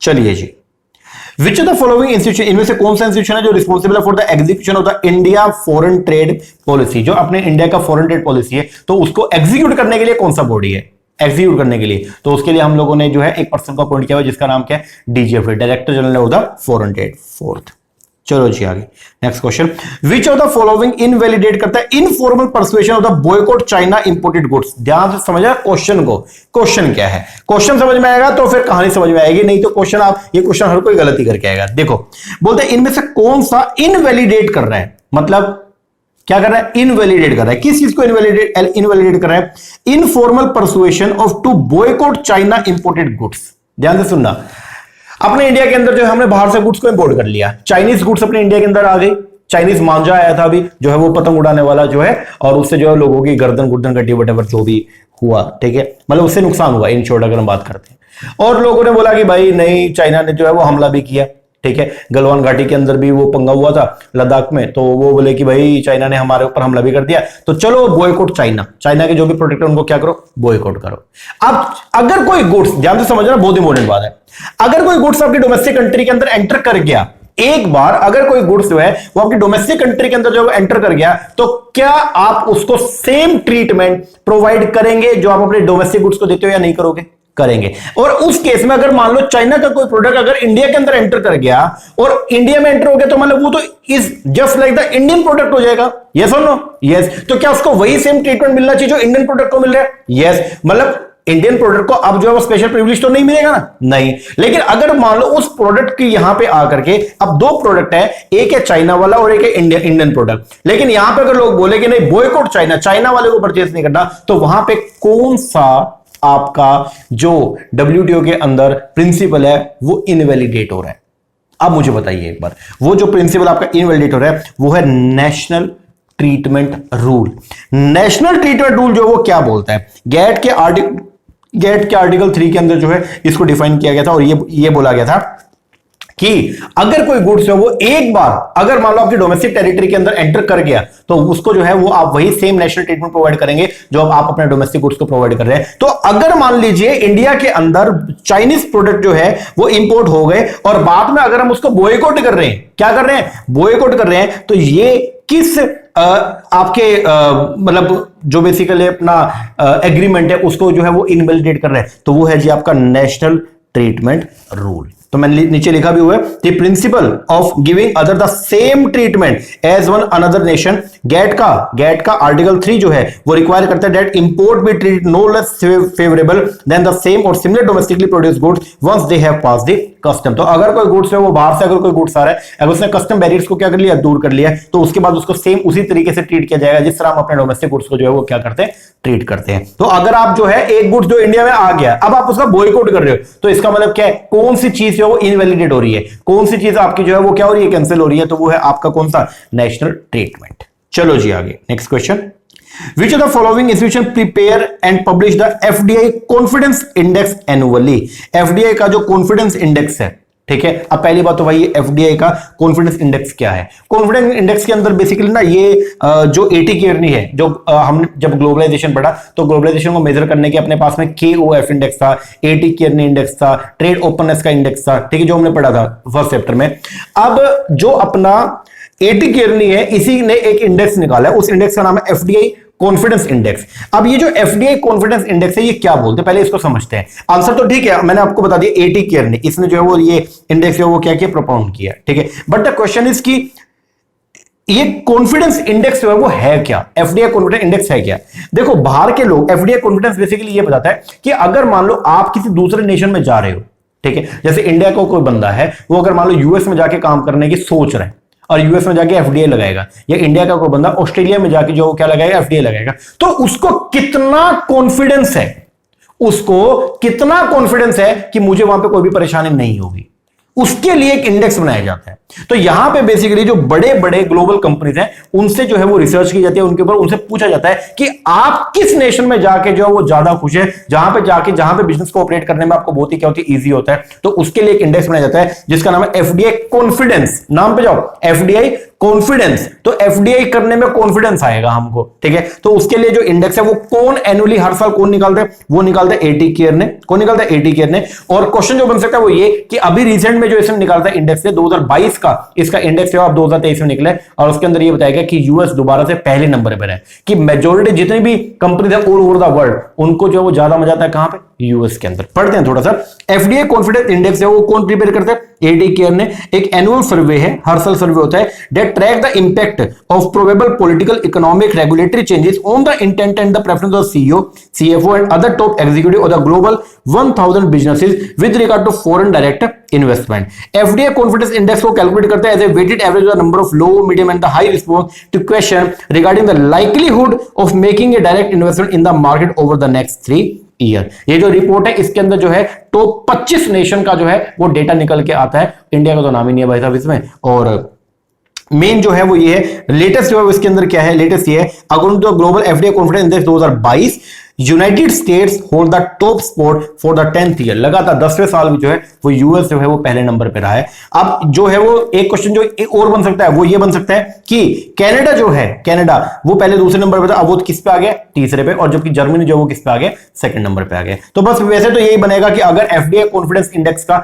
अगर पूछ लिया इसमें कि भाई एफडीआई कॉन्फिडेंस इंडेक्स जो है 2022 का जो रिपोर्ट आया उसके अंदर पहले नंबर पे कौन है, तो पहले पे कौन है, यूएस है। कितने कम कंट्रीज का किया जाता है, तो भाई कंट्री है टोटल मिला के 25 का डेटा जो है, मतलब टॉप 25 कंट्री का जो है वो इंडेक्स वो निकाला जाता है। और कितने कंपनी से पूछा जाता है जनरली, 1000 बड़ी बड़ी कंपनी जो ऑल ओवर वर्ल्ड में काम कर रहे हैं उनके जो सीईओ हैं, सीएफओ हैं, उनसे पूछा जाता है कि आप किस नेशन में अगर जाते हैं तो आपको थोड़ा कॉन्फिडेंस रहता है। तो ये है। तो आप क्वेश्चन समझ जा रहा है, क्वेश्चन जो वो क्या है, which of the following institution prepare and publish the FDI confidence index annually. तो अंकटाड नहीं करता क्योंकि ये तो क्या है, United nation conference on trade and development, ये तो जो डेवलपिंग कंट्रीज है उनके लिए एक प्लेटफॉर्म प्रोवाइड करता है, ठीक है ना, जहां पे वो अपने ट्रेड रिलेटेड मुद्दों के ऊपर डिस्कशन कर सकते हैं। डब्ल्यूटीओ वर्ल्ड ऑर्गेनाइजेशन हो गया, ये भी नहीं है। एटी केयर ने ये करता है। और एक एमसीएस है ये, तो मॉर्गन स्टैनली जो है ना, ये उसकी बात कर रहे हैं। तो मॉर्गन स्टैनली भी इसका जो है वो पार्ट नहीं है। आंसर जो है वो क्या है, एटी केयर ने। चलो जी next question, which one of the following countries not the member of SAARC. SAARC जो है South Asian association for the regional cooperation. अब इसके अंदर कौन सी, टोटल मिला के 8 कंट्री हैं, ठीक है। इंडिया भी है उसका पार्ट, ठीक है। इनमें से कौन सा उसका पार्ट अब नहीं है, श्रीलंका पार्ट है, यस। पाकिस्तान पार्ट है, यस। ये नालायक भी पार्टी है, हमने बना रखा है इसको भी, अब हटाएंगे इसको सार्क में से। इंडिया पार्ट है, यस। जापान पार्ट नहीं है। तो आंसर जो आएगा वो क्या आएगा, डी। चलो जी आगे next, theory of competitive advantage given by the David Ricardo in 1817। David Ricardo ने जो है वो theory of comparative advantage theory जो है वो प्रोपाउंड किया। तो उसके अंदर इन्होंने जो है वो क्या बोला, उसमें बोला कि 2 कंट्री है, 2 कमोडिटी है, और फैक्टर प्रोडक्शन जो रहेगा वो क्या रहेगा, एक ही रहेगा, बोले तो लेबर। तो आंसर जो आएगा वो क्या आएगा, D. 2 country, 2 commodity and 1 factor theory, मतलब ओनली जो वो क्या रहेगा, लेबर। यहां पे कैपिटल को हम कंसीडर नहीं करते हैं। चलो जी next question, reason behind the growth of financial market globally. लगातार जो है फाइनेंशियल मार्केट जो है वो ग्लोबली क्या हो रही है, बढ़ रही है। लगातार फाइनेंशियल मार्केट बढ़ रही है, बहुत सारा पैसा जो है बाहर से इंडिया में आ रहा है। इंडिया की स्टॉक मार्केट के अंदर इस बार कोविड के बाद ना इंडिया की स्टॉक मार्केट ने इतना बूम किया है, आपको मैं क्या बताऊं, इतना पैसा जो है इंडियन स्टॉक मार्केट के अंदर डीएफआईज ने जो है वो लगाया, एंड एफआईए ने जो लगाया, फॉरेन इंस्टीट्यूशन इन्वेस्टर्स में इतना पैसा उन्होंने दबा के पैसा इंडियन मार्केट के अंदर जो है वो लगा रखा है, ठीक है। तो ग्लोबली अगर बात करें, हर पूरे वर्ल्ड के अंदर अगर बात करते हैं, कुछ एक जो घटिया नेशन था लाइक पाकिस्तान, इनको अगर हटा दे, उसके अलावा जितने भी नेशन अपने बचे हैं, तो बढ़िया बढ़िया जो नेशन है, इंडिया की गिनती उसके अंदर होती है। तो ग्लोबली अगर बात करें तो फाइनेंशियल मार्केट जो है वो ग्लोबली क्या हो रही है, बढ़ रही है। उसके पीछे के रीजन क्या है, तो ग्लोबली जो है फाइनेंशियल मार्केट के बढ़ने के पीछे जो रीजन है वो क्या है, वो है करेंसी फ्लक्चुएशन, सर अगर फ्लक्चुएशन होगा तो फिर बढ़ेगा नहीं बल्कि कम हो जाएगा, ये नहीं है। डीरेगुलेशन, बिल्कुल सही बात है, धीरे धीरे जो है वो रेगुलेशन बाउंडेशन को हटा रहे हैं, उसकी वजह से जो है वो क्या हो रहा है, फाइनेंशियल मार्केट बढ़ रही है। इंटरनेशनल बैंक्स जो लगातार क्या बहुत ज्यादा ऑपरेट कर रहे हैं, इसकी ये भी एक रीजन है। एंड इंफॉर्मेशन टेक्नोलॉजी बहुत ही क्या हो गया, स्ट्रॉन्ग हो गई है, बहुत बड़े ब्रेक थ्रू आए हैं इंटरनेशनल इंफॉर्मेशन टेक्नोलॉजी में, जिसके कारण जो है ग्लोबली अगर हम बात करते हैं तो फाइनेंशियल मार्केट जो है क्या हो रही है, इनफैक्ट फाइनेंशियल मार्केट क्या सारी मार्केट जो है वो लगातार ग्लोबली जो क्या हो रही है, रेस कर रही है। तो आंसर जो बनेगा वो क्या बनेगा, 2, 3 एंड 4 बोले तो डी ऑप्शन। चलो जी नेक्स्ट क्वेश्चन, असर्शन दे रखी है, बोला फॉरेन ट्रेड पॉलिसी एक इंपॉर्टेंट इंस्ट्रूमेंट है जो इंसेंटिवाइज करता है एक्सपोर्टर ऑफ द कंट्री को। बिल्कुल सही बात है, अपना जो इंडिया की जो फॉरेन ट्रेड पॉलिसी अभी 2023 के अंदर निकाली है, 1 अप्रैल 2023 से जो फॉरेन ट्रेड पॉलिसी लागू हुई है, उसके अंदर कितने सारे ईपीसीजे, डीएफआई, कितनी सारी स्कीम्स जो है वो है किनके लिए, एक्सपोर्टर्स के लिए। तो क्या बोलते हैं, एफटीपी जो है फॉरेन ट्रेड पॉलिसी एक इंपॉर्टेंट इंस्ट्रूमेंट है जो इंसेंटिव प्रोवाइड करता है किसको, एक्सपोर्टर को। ये बात सही है या गलत है, एकदम करेक्ट है। फिर बोलते हैं it is important for the exporter, बोलता है हमारे एक्सपोर्टर के लिए इंपॉर्टेंट है कि उनको जो है कंट्री की फॉरेन ट्रेड पॉलिसी की नॉलेज होनी चाहिए। ये बात भी है, करेक्ट है। बट मेरा क्वेश्चन ये है, क्या रीजनिंग जो है वो करेक्टली असर्शन को एक्सप्लेन कर रहा है क्या, मुझे बताओ। ऊपर तो बोल रहे हैं कि हमारी फॉरेन ट्रेड पॉलिसी में एक्सपोर्टर को बहुत सारे इंसेंटिव मिलते हैं, ये बात सही है। दूसरे बोल रहे हैं हमारे एक्सपोर्टर को फॉरेन ट्रेड पॉलिसी की नॉलेज होनी चाहिए, हाँ होनी चाहिए, बट दोनों बातों का कोई मेल है क्या, नहीं। बातें दोनों करेक्ट है लेकिन दोनों का आपस में कोई भी लेना देना नहीं है। तो आंसर जो बनेगा वो क्या बनेगा, बी बनेगा। बोथ असर्शन रीजनिंग जो वो क्या ट्रू है, but reasoning is not the correct explanation of assertion. तो इसका मतलब जो वो क्या हो गया, इसका मतलब जो है वो ये हो गया, अगर यहां पे जो है वो ये होता, मतलब सेकंड जो आपका रीजनिंग है, अगर उसके अंदर ये होता कि वेरियस अपनी फॉरेन ट्रेड पॉलिसी में वेरियस कौन कौन सी अलग अलग अगर आपको स्कीम्स बता देता जो एक्सपोर्टर्स को मिलती है, फिर जो है वो क्या होता, करेक्ट होता, फिर ये करेक्ट होता। क्यों, क्योंकि ऊपर बोल रहा है कि एफटीपी के अंदर जो है वो इंसेंटिव मिलता है एक्सपोर्टर को, और नीचे अगर उनकी स्कीम्स जो एक्सपोर्टर को मिलती है, करेक्ट होता। लेकिन ऊपर बोल रहा है, अब यहां पे लेकिन जो है वो रीजनिंग करेक्टली असर्शन को एक्सप्लेन नहीं कर रही है। व्हाई, क्योंकि ऊपर जो वो बात की गई है क्या कि एफटीपी के अंदर इंसेंटिव मिलता है एक्सपोर्टर को, ये बात भी करेक्ट है, और नीचे ये बोल रहा है कि हमारे जो एक्सपोर्टर्स है उनको एफटीपी की नॉलेज होनी चाहिए, ये बात भी करेक्ट है, बट दोनों का आपस में कोई लेन देन नहीं है। तो आंसर जो बनेगा 15th का, डेट इज बी। चलिए जी 16th, आपको जो है वो थ्योरी दे रखी है इंटरनेशनल ट्रेड का, और यहां पे प्रोपाउंडर है, आपको मैचिंग करना है। थ्योरी ऑफ एब्सोल्यूट एडवांटेज वो किसने दिया, सर एब्सोल्यूट एडवांटेज थ्योरी दिया था एडम स्मिथ ने। ओके, फैक्टर प्रोपोर्शन थ्योरी जो वो किसने दिया, ये दिया था जी हमारे हेक्सर ओलिन ने। ओके, कंट्री सिमिलरिटी थ्योरी जो वो किसने दिया, सर ये दिया था हमारे स्टीफन लिंडर ने। और प्रोडक्ट लाइफ साइकिल थ्योरी जो है इंटरनेशनल पीएलसी थ्योरी किसने दिया, वर्नन रेमंड ने दिया था। तो आंसर जो बनेगा 16 का वो क्या बनेगा, सी। चलो जी next question, a global manager has cultural predisposition as follow. जो ग्लोबल मैनेजर होता है वो कल्चर प्रीडिस्पोजिशन कैसे होता है, मतलब जो उसका फ्रेमवर्क रहेगा वो कैसे रहेगा, वो होता है ईपीआरजी। क्या बोलते हैं, ईपीआरजी। सबसे पहले आएगा एथनोसेंट्रिज्म, फिर आएगा पॉलीसेंट्रिज्म, फिर आएगा रीजियोसेंट्रिज्म, और फिर आएगा जियोसेंट्रिज्म। तो ईपीआरजी जो है वो करेक्ट ऑप्शन जो वो क्या बनेगा, वो बनेगा जी आपका 4th। सबसे पहले एथनोसेंट्रिज्म, फिर आएगा जी आपका पॉलीसेंट्रिज्म, फिर आएगा आपका रीजियो, और फिर आएगा जियो। 17th का जो आंसर बनेगा वो क्या बनेगा, डी। तो ये बेसिकली जो हमारी अप्रोचेस होती है इंटरनेशनल बिजनेस में, इंटरनेशनलाइजेशन ऑफ बिजनेस की जो अप्रोच है वो यही आपका ईपीआरजी फ्रेमवर्क जो होता है, ठीक है ना, देख लेना इसको आगे। These are 5 distinct international expansion entry mode, आपको 5 अलग अलग जो है वो एंट्री मोड आपको दे रखे हैं, which are follow by the businessman businesses for entering the international market. उनका करेक्ट सीक्वेंस बताओ। अगर मान लीजिए आप पहले अपने नेशन के अंदर बोलते हो, इंडिया के अंदर आप काम कर रहे थे, अगर आप अपने काम को बढ़ाना चाहते हो, इंडिया के बाहर भी लेके जाना चाहते हो, तो आपके पास वेरियस मोड्स है वो क्या है, अवेलेबल है। अब आपको यहां पे जो है वो हर कई तरह के जो है 5 तरह के मोड दे रखे हैं, तो आप जो है वो कैसे शुरुआत करते हो। सर जब भी शुरुआत होती है, अगर इंटरनेशनल मार्केट में हमको एंटर करना भी होता है, तो सबसे पहले हम ये देखते हैं कि हमारा सामान वहां बिकेगा नहीं बिकेगा, उसके लिए हम लोग जो है वो स्टार्टिंग करते हैं कहां से, एक्सपोर्ट से। कहां से शुरू करते हो, एक्सपोर्ट से। तो सबसे पहले तो क्या आएगा जी, एक्सपोर्ट आएगा। एक्सपोर्ट करने के बाद फिर अब जो है अगर आपका बिक रहा है वहां पे सामान, फिर आप जो है शुरुआत करते हो किसको, लाइसेंसिंग से। लाइसेंसिंग हो जाएगा, फिर उसके बाद में फिर आप उनको फ्रेंचाइजी देना शुरू करोगे, उसके बाद में आप उनसे पार्टनरिंग करोगे, और लास्ट में आप जो है वो क्या करोगे, स्ट्रेटेजिक अलायंस करते हो। तो आंसर जो बनेगा 18th का वो क्या बनेगा, डी। शुरुआत होगा किससे, एक्सपोर्ट से। अगर काम बढ़ेगा तो अब हम क्या करेंगे, अपना लाइसेंस वहां देंगे, सामान हमारे फॉर्मूला के हिसाब से बनेगा। फिर अगर काम अब भी बढ़िया हो रहा है, फिर हम फ्रेंचाइजी दे देंगे। फ्रेंचाइजी के अंदर जो है हम उनको ये भी बताएंगे कि आपको काम ऑपरेट कैसे करना है। फिर सब कुछ होगा तो हम पार्टनरशिप भी कर सकते हैं, और आखिरी में जाके हम स्ट्रेटेजिक अलायंस जो है वहां पे कर सकते हैं, वहां के किसी कंपनी के साथ में मिल करके। तो इसका आंसर जो बनेगा 18th का वो क्या बनेगा, डी। चलो जी 19th बोलता है इंटरनेशनल नेगोशिएशन एक 7 स्टेप प्रोसेस है। इसमें क्या आएगा, अगर मान लो दो कंट्री अगर आपस में बैठ के जो है वो किसी भी मुद्दे के ऊपर नेगोशिएशन करना चाहती है, ट्रेड रिलेटेड कोई मुद्दा है उसके ऊपर नेगोशिएशन करना चाहती है, तो उसके अंदर उनको जो है वो एक प्रोसेस है उसको फॉलो करना पड़ता है, और उस प्रोसेस के अंदर टोटल मिला के 7 स्टेप्स है। अब उसका सीक्वेंस क्या रहेगा, तो अगर मान लो कभी भी ऐसा हो रहा है कि international negotiation between the two country, तो स्टार्टिंग जो है वो कहां से होती है, स्टार्टिंग होती है प्रिपरेशन से। सबसे पहले हम लोग जो वो क्या करेंगे, प्रिपरेशन करेंगे। जो भी मुद्दा है उस मुद्दे के ऊपर एक ड्राफ्ट जो है वो क्या किया जाएगा, प्रिपेयर करने के बाद में अब हम जो है वो क्या बनाएंगे, स्ट्रेटजी बनाएंगे। क्या बनाएंगे, स्ट्रेटजी बनाएंगे। स्ट्रेटजी बनाने के बाद अब हम लोग जो वो क्या करेंगे, एक रिलेशनशिप को क्या करेंगे, बिल्ड करेंगे। रिलेशनशिप बिल्ड करने के बाद में अब जो है वो क्या होगा, इंफॉर्मेशन का एक्सचेंज होगा, और हम जो है वो दूसरे नेशन को क्या करेंगे, ऑफर देंगे। फिर हमने उसको ऑफर दे दिया, ऑफर के बेस पर जो है अब क्या होगा, फिर वो अपना जो है ऑफर को तो एक्सेप्ट करेगा, रिजेक्ट करेगा, फिर उसको हम क्या करते हैं, परसुएड करेंगे। क्या करेंगे, जो भी रिजल्ट निकला उसको क्या करेंगे, परसुएड। और परसुएड करने के बाद अब हम जो है वो क्या करेंगे, कंसेशन, उसके अंदर जो है वो कंसेशन मांगेंगे, और आखिरी में जो है वो क्या हो जाएगा, फिर एग्रीमेंट हो जाएगा। उन मुद्दों पे जब सहमति बन जाएगी तो क्या हो जाएगा, एग्रीमेंट। तो आंसर जो बन रहा है इसका 19th का वो क्या बनेगा, बी। क्या बनेगा, बी। ये सीक्वेंस को याद करके जाना, एग्जाम में आ सकती है।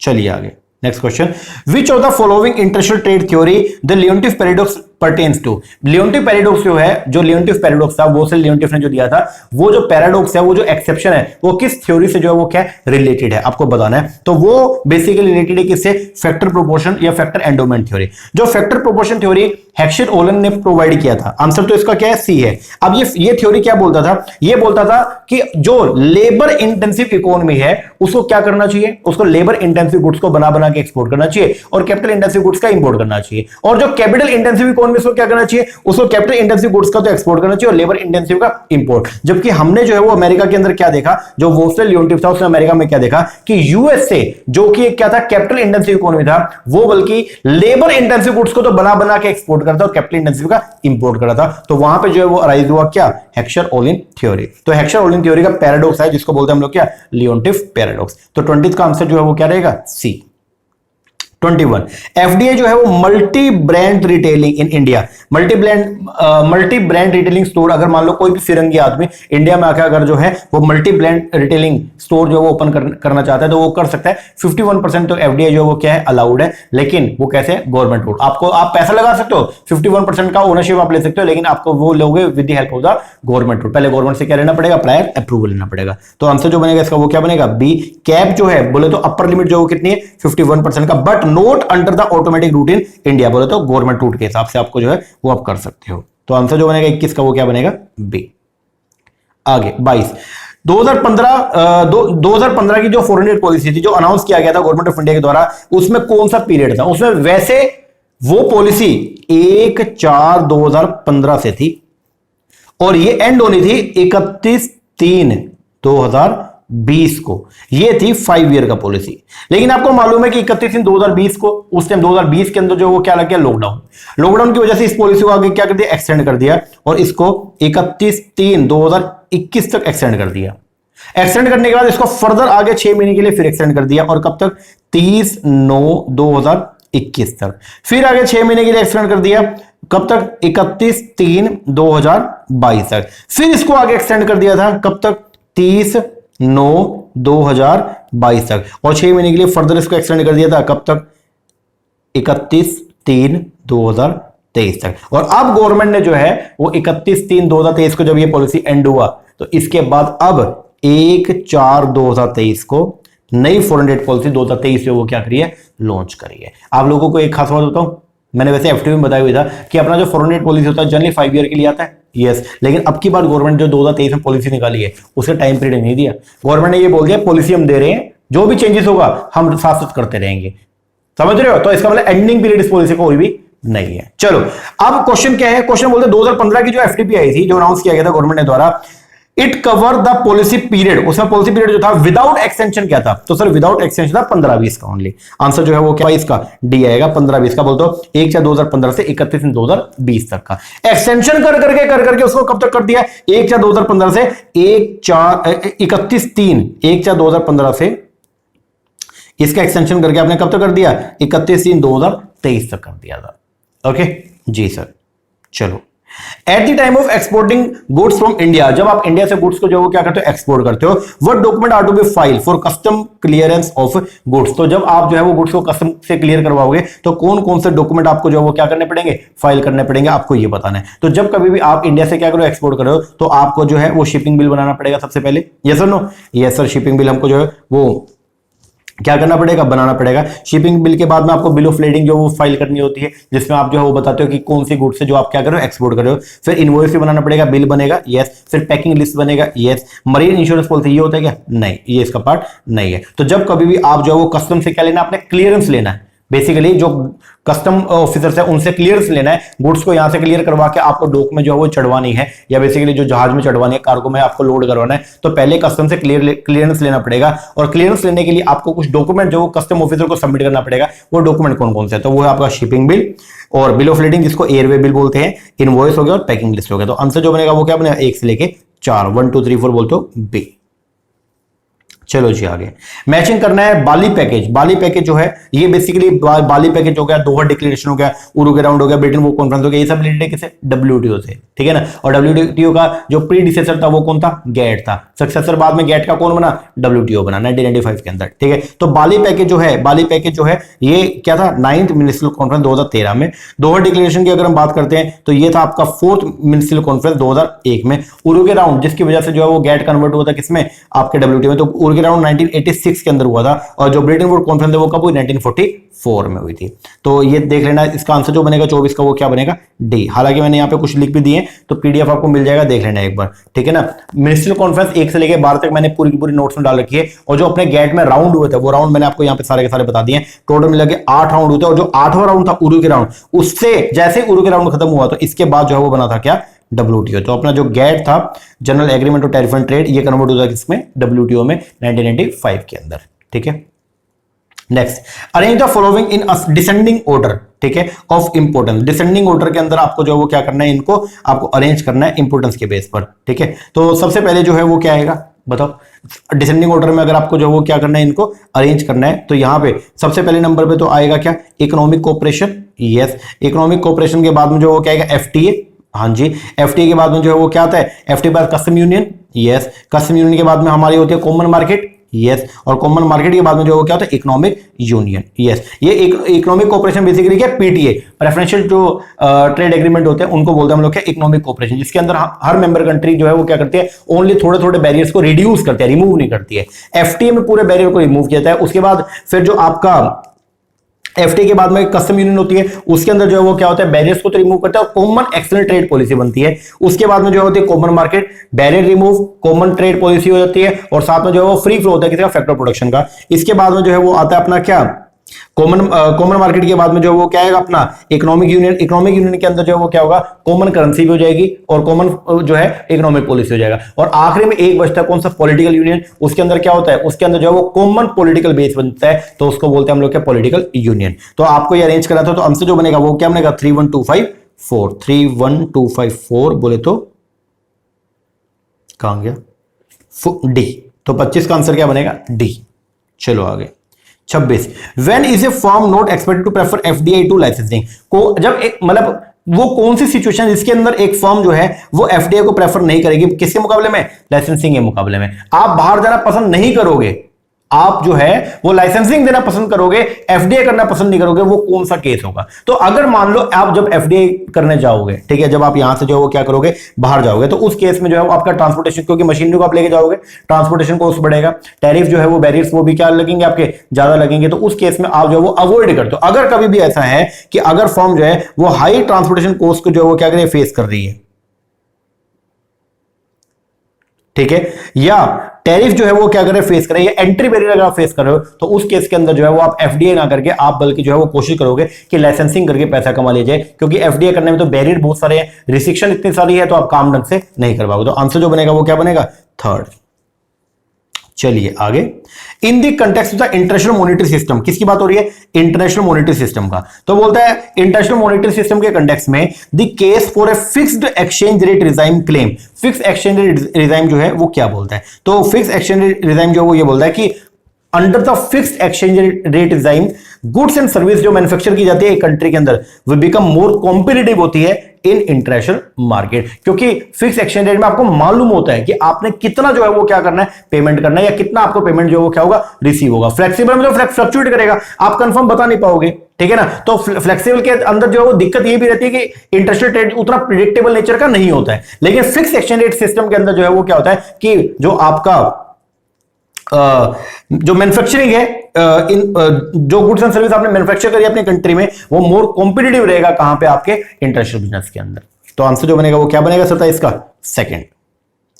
आगे, विच one of the following is not a part of the current account, current account का इनमें से कौन सा पार्ट नहीं है। कंट्री का जो बीओपी बनता है उसमें जो है वो आपका एक बनता है करंट अकाउंट, एक होता है आपका कैपिटल अकाउंट, एक होगा स्टैटिस्टिकल डिस्क्रिपेंसी अकाउंट, और एक होगा एरर एंड ओमिशन अकाउंट, जिसको स्टैटिस्टिकल डिस्क्रिपेंसी, और एक बनेगा आपका ऑफिशियल अकाउंट, ठीक है। तो बोलते हैं करंट अकाउंट की अगर बात करते तो करंट अकाउंट में कौन सा पार्ट नहीं है। देखो करंट अकाउंट के अंदर आपकी जो है वो दो तरह की आइटम होती है, एक होता है आपका कौन सा बोलो, टेंजिबल, एक है आपका इंटेंजिबल, ठीक है ना। टेंजिबल में तो गुड्स आ गया, इंटेंजिबल के अंदर सर्विस हो गया, फैक्टरी इनकम हो गया, और यूनिलेटेड पेमेंट्स हो गया। तो अब इनमें से कौन सा जो है वो करंट अकाउंट का पार्ट नहीं है। Import of goods, goods part है, यस। पोर्टफोलियो इन्वेस्टमेंट पार्ट है, इन्वेस्टमेंट सर, इन्वेस्टमेंट जो वो पार्ट है किसका, कैपिटल अकाउंट का, किसका, कैपिटल अकाउंट, तो ये इसका पार्ट नहीं है। इन्वेस्टमेंट इनकम पार्ट है, यस, ये तो एनएफआई बोलते हैं, net factory income from abroad, ये भी है। एक्सपोर्ट ऑफ गुड्स, ये भी पार्ट है। Next, theory of international trade जो है वो प्रोमोट करती है किस चीज को, बोलता है थ्योरी ऑफ इंटरनेशनल ट्रेड जो है वो प्रोमोट करती है सबसे पहला increase in demand for the exportable product. बिल्कुल सही बात है कि जो हमारा एक्सपोर्टेबल प्रोडक्ट है, अगर इंटरनेशनल ट्रेड जो क्या होगा, बढ़ेगा। इंटरनेशनल ट्रेड की थ्योरी ये जो बोलते हैं ना कि जो आपका एक्सपोर्टेबल प्रोडक्ट है उसकी डिमांड जो क्या हो जाएगा, फॉरेन मार्केट में बढ़ जाएगा, ये सही है। Rise in price and volume, price and volume जो वो भी क्या होगा, बढ़ेगा, ये बात भी सही है। क्यों, क्योंकि देखो rise in price and volume as both the production and per capital income increase होगा, जिसकी वजह से जो वो क्या होगा, इकोनॉमिक प्रोस्पेरिटी होता है। बहुत लोग ना कंफ्यूज होते हैं, वो बोलते हैं कि नहीं इंटरनेशनल ट्रेड के अंदर तो हमारा जो प्राइस है और जो वॉल्यूम है वो कम होगा। अरे भाई, जब इंटरनेशनल ट्रेड आपका बढ़ेगा, थ्योरी ऑफ इंटरनेशनल ट्रेड यही बोलती है कि वॉल्यूम जो है वो क्या होगा, इंक्रीज होगा, क्योंकि लोगों की पर कैपिटल इनकम क्या होगा, बढ़ेगा, और पर कैपिटल इनकम के बढ़ने पर जो है लोगों की परचेजिंग पावर बढ़ेगी, और परचेजिंग पावर बढ़ेगी तो प्राइसेस बढ़ेंगे और वॉल्यूम भी बढ़ेगा, ठीक है। Improvement in the quality of product, ऐसा होगा क्या सर, इंप्रूवमेंट की तो बात यहां पे नहीं की गई है, ठीक है। Reduction the price and increase in quality for the consumer, ऐसा होगा क्या, नहीं, ये बात भी नहीं। तो आंसर जो बनेगा 29 का वो क्या बनेगा, वो बनेगा ए एंड बी, बोल तो फोर्थ। चलो जी, वो जो ऊपर ये जो ऑप्शन है, ये नीचे वाले जो है वो इंटरनेशनल ट्रेड के लिए सही है, बट इंटरनेशनल ट्रेड की जो थ्योरीज है उनके अंदर ये बात नहीं बोली गई है। चलो, identify the driver for increase foreign institutional investor flow in Indian stock market in the recent time.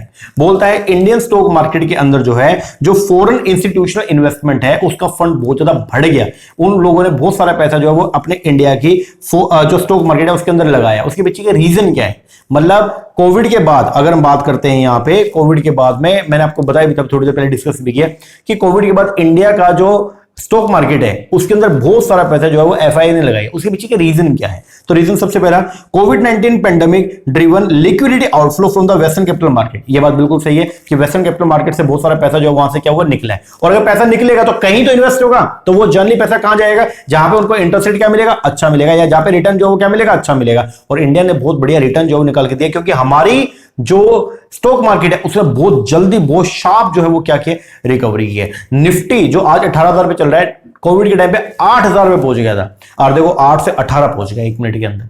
समझ रहे हो कितना शार्प जो है वो रिकवरी किया है 1.5 साल के अंदर अंदर। तो ये क्या बोलते हैं, देखो पहले कुछ इसके बारे में लिखा कि स्ट्रॉन्ग फंडामेंटल है इंडियन इकोनॉमी के and positive global investor sentiment है। अगर हम बात करते हैं इंटरनेशनल सेंटीमेंट की बात करें, ग्लोबल अगर इन्वेस्टर के सेंटीमेंट की बात करें तो इंडियन मार्केट को लेकर के बहुत ही पॉजिटिव है।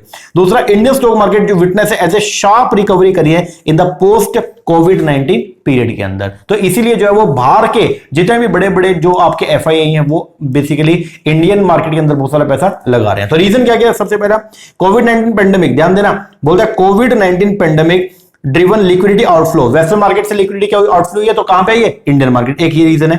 दूसरा, जियोपॉलिटिकल सप्लाई चेन रिलोकेशन हो गया, ये बात भी बिल्कुल सही है। अब जब से ये यूक्रेन और रशिया वाला वार हुआ, अब आपको मालूम होगा, आपने सुना भी होगा, रशिया से बहुत सारा कच्चा तेल हम लोगों ने बहुत ही सस्ते रेट पे परचेस किया, जिसकी वजह से इंडिया के अंदर जो है वो क्या हो गया, जो कॉस्ट हमारी जो कॉस्टिंग है वो बहुत ही क्या हो जाएगी, कम, कॉस्टिंग कम होगा तो प्रॉफिटेबिलिटी क्या होगा कंपनीज का, बढ़ेगा, एक ये भी रीजन है। दूसरा, इंडिया का जो वेटेज है एमएससीआई में, बोले तो मॉर्गन स्टैनली कैपिटल इंटरनेशनल, जो ये बेसिकली जो है एक इंडेक्स बनाता है, ठीक है, इमर्जिंग मार्केट में कौन सी ऐसी मार्केट है जो उभर के आ रही है, उसका एक इंडेक्स है और उसके इंडेक्स के अंदर जो इंडिया का रोल बहुत ज्यादा क्या हो गया, बढ़ गया। इंडिया का जो इसके अंदर वेटेज है 14.48% है, तो बहुत बड़ी बात है। तो जो बड़े बड़े लोग हैं वो यही देखते हैं कि कौन सी मार्केट इमर्जिंग है, वहीं पे वो पैसा लगाते हैं। तो इंडिया का जो एमसीएसआई है, एमसीएसआई बोले तो Morgan Stanley capital international index जो बनता है, उसके अंदर इंडिया का जो वेटेज है वो क्या हो गया, बढ़ गया। एक ये भी रीजन है जिसकी वजह से इंडियन स्टॉक मार्केट के अंदर पैसा बहुत ज्यादा आ रहा है। आगे, steep decline in the interest in the large market friendly economies, बिल्कुल सही बात है। बाहर जो है वो बहुत ज्यादा इंटरेस्ट रेट क्या हो गया, डाउन हो गया, जिसकी वजह से जो क्या होगा, अगर बाहर इंटरेस्ट रेट डाउन होगा तो कहीं तो पैसा लगेगा, तो पैसा कहां लगेगा, जहां पे इंटरेस्ट रेट थोड़ा अच्छा मिला, और इंडिया के अंदर इंटरेस्ट रेट अच्छा मिला, ये भी एक रीजन है। दूसरा, favourable risk reward ratio in the Indian stock market, ये बात गलत है। अभी भी हमारा जो रिस्क रिवॉर्ड रेशियो है वो ज्यादा अच्छा नहीं चल रहा है। तो आंसर जो बनेगा वो क्या बनेगा, ए से लेके डी, बोले तो फोर्थ। चलो जी आगे, नेक्स्ट क्वेश्चन। रीजन क्या है, why firm enter into strategic alliance, कोई भी कंपनी जो है वो स्ट्रेटेजिक अलायंस के अंदर जो है वो एंटर क्यों होती है, उसके पीछे की जो है वो रीजन क्या है। सबसे पहला, क्योंकि वो नए मार्केट में एंटर करना चाहती है, यस। दूसरा, क्योंकि वो गवर्नमेंट के रेगुलेशन को अवॉइड करना चाहती है। सर अगर अवॉइड ही करना चाहती है, गवर्नमेंट के रेगुलेशन को माना चाहती है, तो वो जो है वो इंटरनेशनल, मतलब वो बेसिकली स्ट्रेटेजिक अलायंस में ना जाती, वो अकेले एफडीए लगाती, तो ये रीजन नहीं है। रिड्यूस द मैन्युफैक्चरिंग कॉस्ट, बिल्कुल सही बात है, हम अपने मैन्युफैक्चरिंग कॉस्ट को कम करना चाहते हैं। डेवलप एंड डिफ्यूजन टेक्नोलॉजी, बिल्कुल टेक्नोलॉजी का हम सहारा लेना चाहते हैं। तो आंसर जो है वो क्या है, A C and D, fourth. आगे, to gain the sustainable competitive advantage in the low cost manufacturing, Indian business are expected to, बोलता है अगर आपको जो है वो क्या करना है, सस्टेनेबल कॉम्पिटिटिव एडवांटेज उठाना है। इसका मतलब क्या है कि ऐसी एडवांटेज जो लंबे समय तक आपकी चलती रहे, तो उसके लिए इंडियन बिजनेस से उम्मीद की जाती है कि वो क्या करेंगे। अब उसके पीछे आपको ये बताना है कि अगर आपको इंडिया में सस्टेनेबल कॉम्पिटिटिव एडवांटेज अगर चाहिए तो इंडियन बिजनेस को क्या करना चाहिए। सबसे पहला, reduce the production cost and sacrifice profit and advertise more, ऐसा करना चाहिए। सर कितने समय तक करोगे, सस्टेनेबल वर्ड आ गया, लॉन्ग टाइम तक के लिए आपने को जो सोचना है, तो उसके लिए प्रोडक्शन कॉस्ट अगर आप रिड्यूस कर दोगे, प्रॉफिट को सैक्रिफाइस करोगे, तो भैया आप लॉस में आ जाओगे, तो ये रीजन नहीं है। Support MSME to strengthen the supply chain, बिल्कुल सही बात है। अगर हमारी जो माइक्रो स्मॉल मीडियम एंटरप्राइज अगर क्या होगी, हम उनको सपोर्ट करेंगे तो उससे हमारा सप्लाई चेन क्या हो जाएगा, अच्छा हो जाएगा, ये बात सही है। Adopt product differentiation and focus more on the innovation, ये बात भी एकदम क्या है, सही है। अगर हम जो है वो प्रोडक्ट डिफरेंशिएशन पे काम करेंगे, ठीक है, और हम इनोवेशन के ऊपर ज्यादा काम करेंगे, तो हमारा जो कॉम्पिटिटिव एडवांटेज है और कंट्री के मुकाबले वो क्या हो जाएगा, बढ़ जाएगा। ब्रिज ट्रस्ट डेफिसिट, जो आप जो है वो जो गैप आ गया है किसमें, ट्रस्ट में, ट्रस्ट लोगों का खत्म है। And gain support from the public, तो पब्लिक का जो ट्रस्ट है वो खत्म है, उसको आप क्या करो, भरो, ठीक है, मतलब वो जो गैप है उस गैप को भरो। और अगर सपोर्ट मिलता है पब्लिक से, वर्कर से, पॉलिसी मेकर से, तो उससे भी जो है वो क्या होगा, हमारा जो ग्रोथ है वो कैसा हो जाएगा, सस्टेनेबल नेचर का। तो आंसर जो है वो क्या आएगा, बी सी एंड डी, बोले तो फोर्थ। आगे 33, out of the following which of the IMF facility available to the member country, आपको कई सारे यहां पे जो है वो दे रखे हैं, वेरियस फैसिलिटीज हैं जो मेंबर कंट्री को अवेलेबल की जाती है, जो आईएमएफ की मेंबर कंट्री है, जो एडवांस बीओपी को फेस कर रही है, तो उनको कई सारी फैसिलिटी प्रोवाइड की जाती है, को कई सारी फाइनेंशियल असिस्टेंस जो है वो आईएमएफ प्रोवाइड करता है। इनमें से कौन कौन सी ऐसी असिस्टेंस है जो मेंबर कंट्री को प्रोवाइड किया जाएगा। सबसे पहला ईएफएफ, एक्सटेंडेड फंड फैसिलिटी मिलते हैं, यस ये भी मिलता है। दूसरा, स्ट्रक्चरल एडजस्टमेंट लैंडिंग, ये मिलता है। सर स्ट्रक्चरल एडजस्टमेंट फैसिलिटी मिलता है, स्ट्रक्चर एडजस्टमेंट फैसिलिटी मिलता है, स्ट्रक्चर एडजस्टमेंट लैंडिंग नहीं मिलता, ये नहीं मिलता।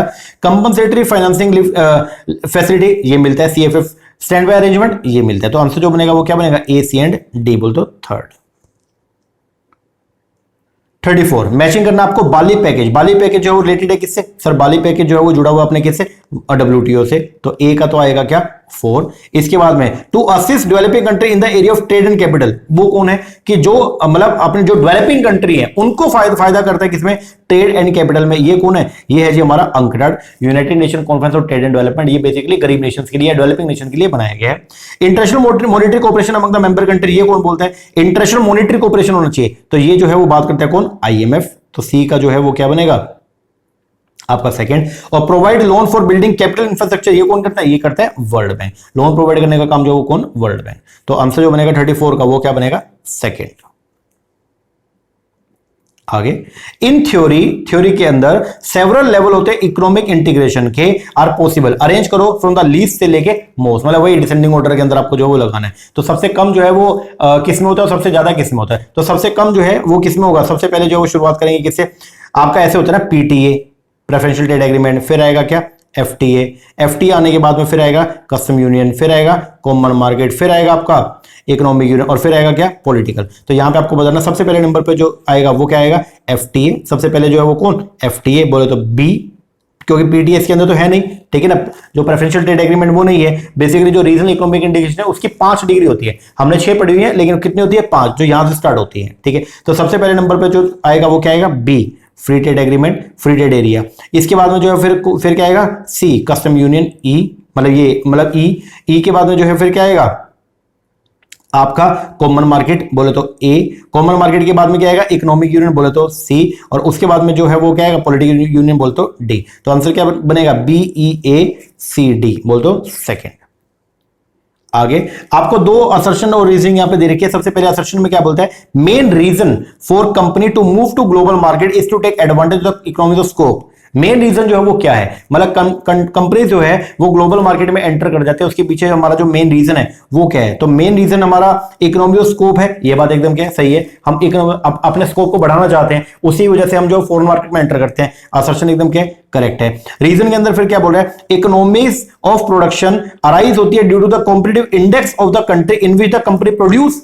Competitive index sir economics of production जो राइज होती है जब अपने चीपर लेवल के ऊपर रॉ मटेरियल जो अवेलेबल होता है। तो ये क्या है गलत है, तो आंसर जो बनेगा वो क्या बनेगा A ट्रू है बट R इज फॉल्स।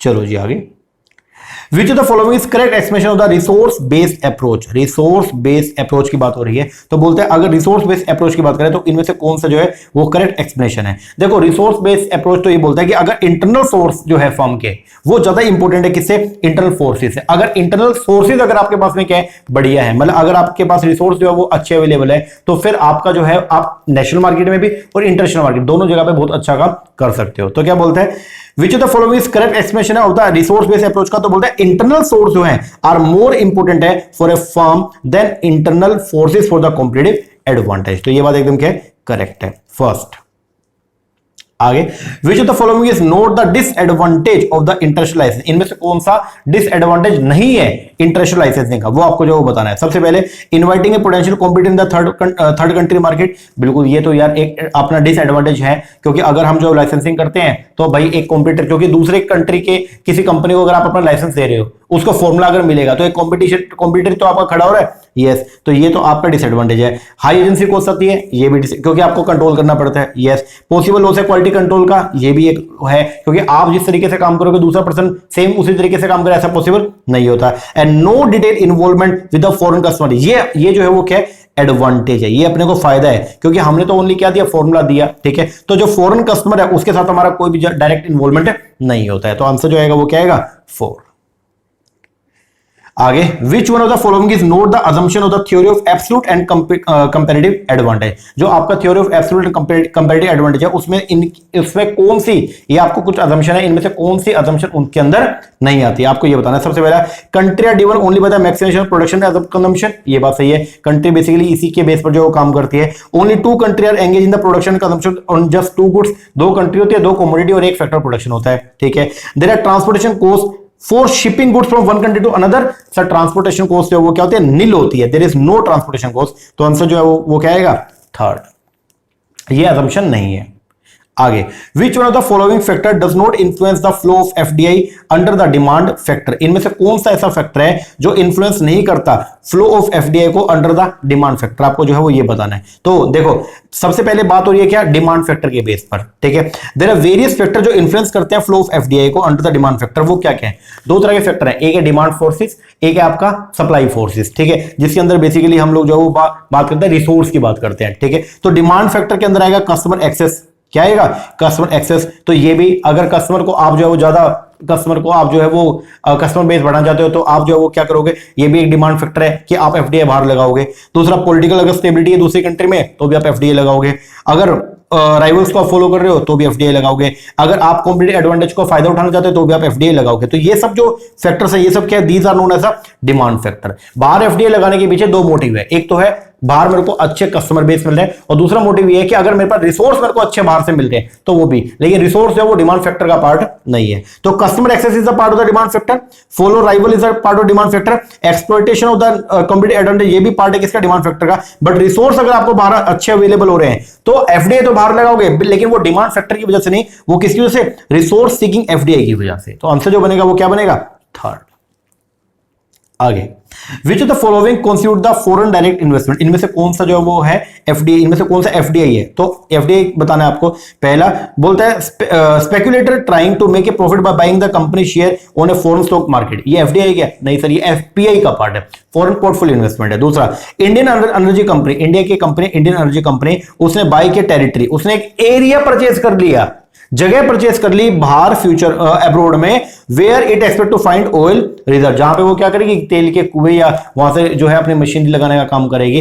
तो वो क्या है, ये पार्ट है किसका, एफडीआई का, this is the part of the FDI. आगे, an approach of managing the international operation in which nationality is downplayed and the firm actively search on the worldwide or regional basis for the best people to fill key position, वो क्या है। तो उसको बोलते, उसको आप क्या बोलते हो कि हम जो है वो क्या करते हैं, पूरे वर्ल्ड के अंदर जो है हम ढूंढना चाहते हैं ऐसे लोगों को जो हमारी कंपनी के लिए सबसे क्या बेस्ट है। जिसका मतलब क्या है कि फर्म जो है वो क्या कर रही है, फर्म बेसिकली यहां पे जो है, बताओ क्वेश्चन जो है वो दोबारा पढ़ो एक बार। क्वेश्चन जो है वो क्या बोल रहे हैं, ये बोल रहे हैं एक अप्रोच, एक ऐसी अप्रोच मैनेज करने का इंटरनेशनल ऑपरेशन को, इंटरनेशनल ऑपरेशन को क्या करना है, मैनेज करना है, इन विच जहां पे nationality is down played and the firm actively search on world wide और regional basis for the best people to fill the key position. वो क्या है कि फर्म जो है वो ये देखती है कि हमको जो है अपना जो मेन पोजीशन है उनको क्या करना है, जो बेस्ट लोग हैं उनसे अपने को फिल करना है। इसका मतलब जो हमारी जो बाउंडेशन है कि होम कंट्री का पर्सन हो वो हमारी वहां पे वर्क नहीं करेगी, वो क्या है, तो वो है जी आपका जियोसेंट्रिक। जब फर्म जो है वो जियोसेंट्रिक अप्रोच को यूज करती है तो उसके अंदर फर्म जो है वो क्या करती है, ऐसे लोगों को रिक्रूट करती है on the basis of calibre, जिनके अंदर क्या कैलिबर है। एग्जांपल जो है वो क्या है, जैसे अपना माइक्रोसॉफ्ट सुंदर पिचाई, आप माइक्रोसॉफ्ट कंपनी तो का यूएस का, लेकिन उसने जो इंडियन ओरिजिन के पर्सन को जो सीईओ जो वो लगा रखा है, तो ये रीजन है। तो अगर कोई कंपनी जो वो जियो सेंट्रिक अप्रोच को फॉलो कर रही है तो वो क्या करेगी, टॉप पोजीशन पे जो है वो होम कंट्री के लोगों को भी नहीं, होस्ट कंट्री नहीं, बल्कि उन लोगों को बिठाएगी जो बेस्ड ऑन जो कैलिबर के बेस पर जो है वो क्या उनको लगता है कि वो दी बेस्ट है। तो आंसर जो आएगा वो क्या आएगा, जियो सेंट्रिक अप्रोच। आगे, मैचिंग करना लाइफ साइकिल बता रखे एमएनसी का, और यहाँ पे स्टाफिंग अप्रोच जो बता रखे है। सबसे पहला setup of the host unit, अगर आप जो है होस्ट यूनिट को क्या करोगे, सेटअप करते हो, तो आप क्या करते हो, जब आप होस्ट कोई भी यूनिट को सेटअप कर रहे हो, मान लो इंडिया में आप काम कर रहे थे, अब आपने कोई अपनी छोटी सी जो है वो एक फोन के अंदर कोई फॉर्म खोल लिया, तो आप वहां पे क्या करोगे, अपने इंडिया के लोग को वहां पे जो है वो भेजोगे। तो जनरली यूजली एक एथनोसेंट्रिक या जियोसेंट्रिक अप्रोच को आप जो है वो यूज कर सकते हो, ठीक है। या तो अपने लोगों को भेज दोगे या वहीं के किसी पर्सन को जो वो या जो है वो आप क्या कर दोगे, लगा दोगे। तो 43 का फर्स्ट जो है ए का तो हो गया 4। एस्टेब्लिश करना technology team to begin core operational activity, तो इस केस के अंदर जो है वो क्या होगा, अगर कोर ऑपरेशनल एक्टिविटी अगर आप जो है वो क्या करना चाह रहे हो किसी एक कंपनी में, किसी एक कंट्री के अंदर कोर ऑपरेशन मतलब उसी कंट्री से रिलेटेड एक्टिविटी, तो आप वहां पे पॉलीसेंट्रिक अप्रोच को यूज करते हो, उसी कंट्री के लोगों को आप जो है वो लगाने का काम करोगे। तो पॉलीसेंट्रिक अप्रोच इज प्रेफर। फिर full blown operation of the host unit with significant role in establishing the global objective and target, आप जो है वो एस्टैब्लिश करना चाहते हो क्या, ग्लोबल ऑब्जेक्टिव एंड टारगेट। तो इसके लिए आप जो है वो क्या करोगे, अलग अलग एरिया में अलग अलग लोगों के अलग मतलब डिफरेंट होस्ट कंट्री में डिफरेंट होस्ट कंट्री के नेशंस को जो है वो क्या करोगे, लगाने का काम करोगे, मतलब लोकल उन्हीं कंट्री के लोकल पीपल को जो वो लगाने का काम करोगे। तो आंसर आएगा distinctively polycentric approach and strong operational leadership at unit level while globally consolidating with the parent company. तो इसके अंदर क्या आएगा, आप यहां पे पॉलीसेंट्रिक अप्रोच को भी यूज कर सकते हो और साथ में जियोसेंट्रिक को भी, कैलिबर के बेस पे बंदे को भी लगा सकते हो। तो डी का जो आएगा वो क्या आएगा, थर्ड। तो 43 का जो आंसर बनेगा वो क्या बनेगा जी आपका, सेकंड। आगे मैचिंग करना आपको गेट्स जनरल एग्रीमेंट और ट्रेड इन सर्विसेज, तो ये जो है वो रिलेटेड है किससे, extend multilateral rules and discipline to services. TRIPS की बात करें, trade related intellectual property right, तो ये रिलेटेड है एक एग्रीमेंट है require compliance with the provision of the Berne convention, इसके अंदर जो है वो बात किया गया था किसका, इंटेलेक्चुअल प्रॉपर्टी राइट्स का। ट्रिम्स की बात करें तो ये क्या है, ट्रेड रिलेटेड इन्वेस्टमेंट मेथड, ये क्या बोलते हैं, it refer to certain condition imposed by government respect to the foreign investment in the country. MFN क्या है, मोस्ट फेवर्ड नेशन, ये क्या बोलता है, ये प्रिवेंट कंट्रैक्ट करता है मतलब रोकता है कंट्रीज को फ्रॉम डिस्क्रिमिनेशन से, from foreign supplier of service. तो आंसर जो आएगा एमएफएन का वो क्या आएगा, फोर्थ। तो मतलब इसका आंसर जो बनेगा 44 का वो क्या बनेगा, 1 2 3 4 बोले तो ए।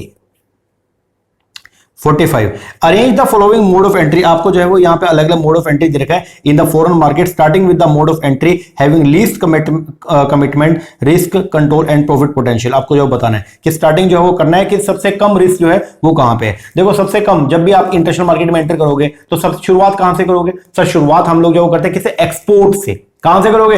एक्सपोर्ट से, ठीक है। और एक्सपोर्ट भी डायरेक्टली करोगे? नहीं सर, हम बल्कि गवर्नमेंट का सहारा लेके करते हैं। तो शुरुआत जो है वो कहां से होगी? सबसे पहले हम लोग जो है कंपनी स्टार्ट करेंगे export working through domestic export agent के माध्यम से एंड एक्सपोर्ट मैनेजमेंट कंपनीज के माध्यम से। सबसे पहले क्या? बी के बाद आप कंपनी जो धीरे धीरे क्या करेगी? एक्सपोर्ट खुद से करना शुरू करेगी, ठीक है ना। एंड और अपनी जो है खुद की ब्रांच भी वहां पे ओपन कर सकती है। फिर क्या आएगा?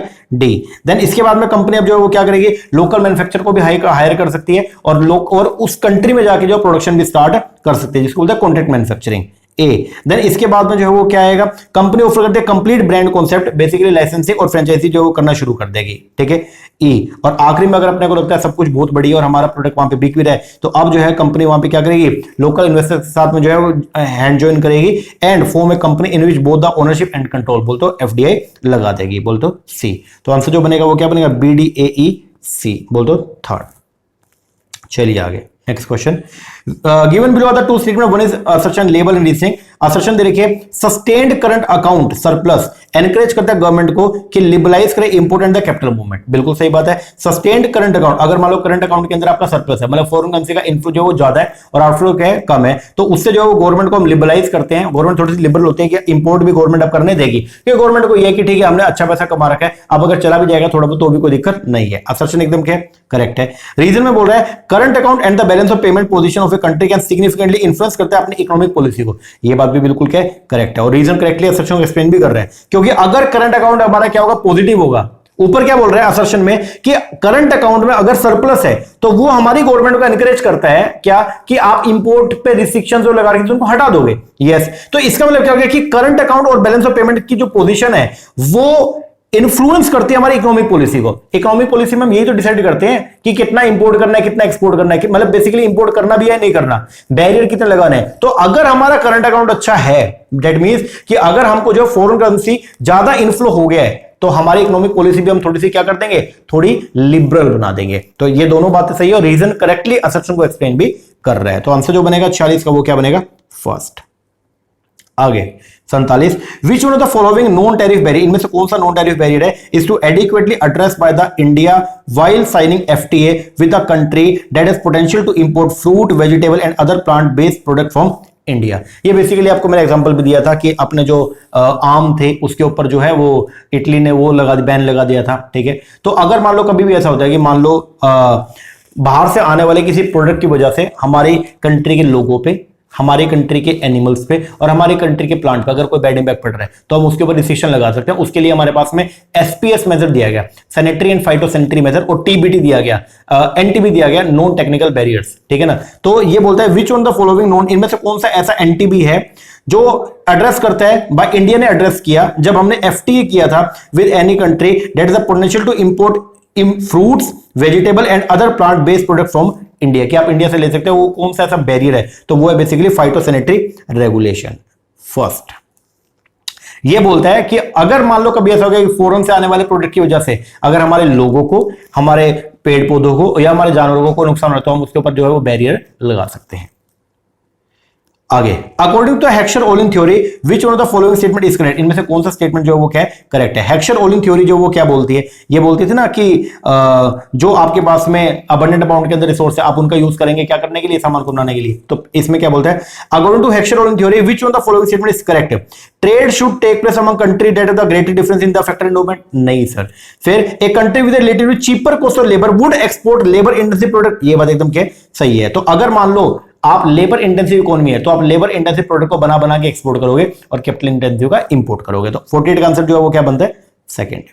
आगे विच one of the following FTA, इनमें से कौन सा फ्री ट्रेड एग्रीमेंट जो है साइन किया फरवरी 2022 में एंड केम इनटू फोर्स मई 2022 में? तो वो था सीपा, CEPA ये बोलते हो इंडिया ने और यूनाइटेड अरब अमीरात ने मिलकर के जो है कॉम्प्रिहेंसिव, ध्यान देना, कॉम्प्रिहेंसिव इकोनॉमिक पार्टनरशिप एग्रीमेंट जो है वो किया है। ये हुआ था फरवरी 2022 में और मई से ये जो है वो क्या आ गया?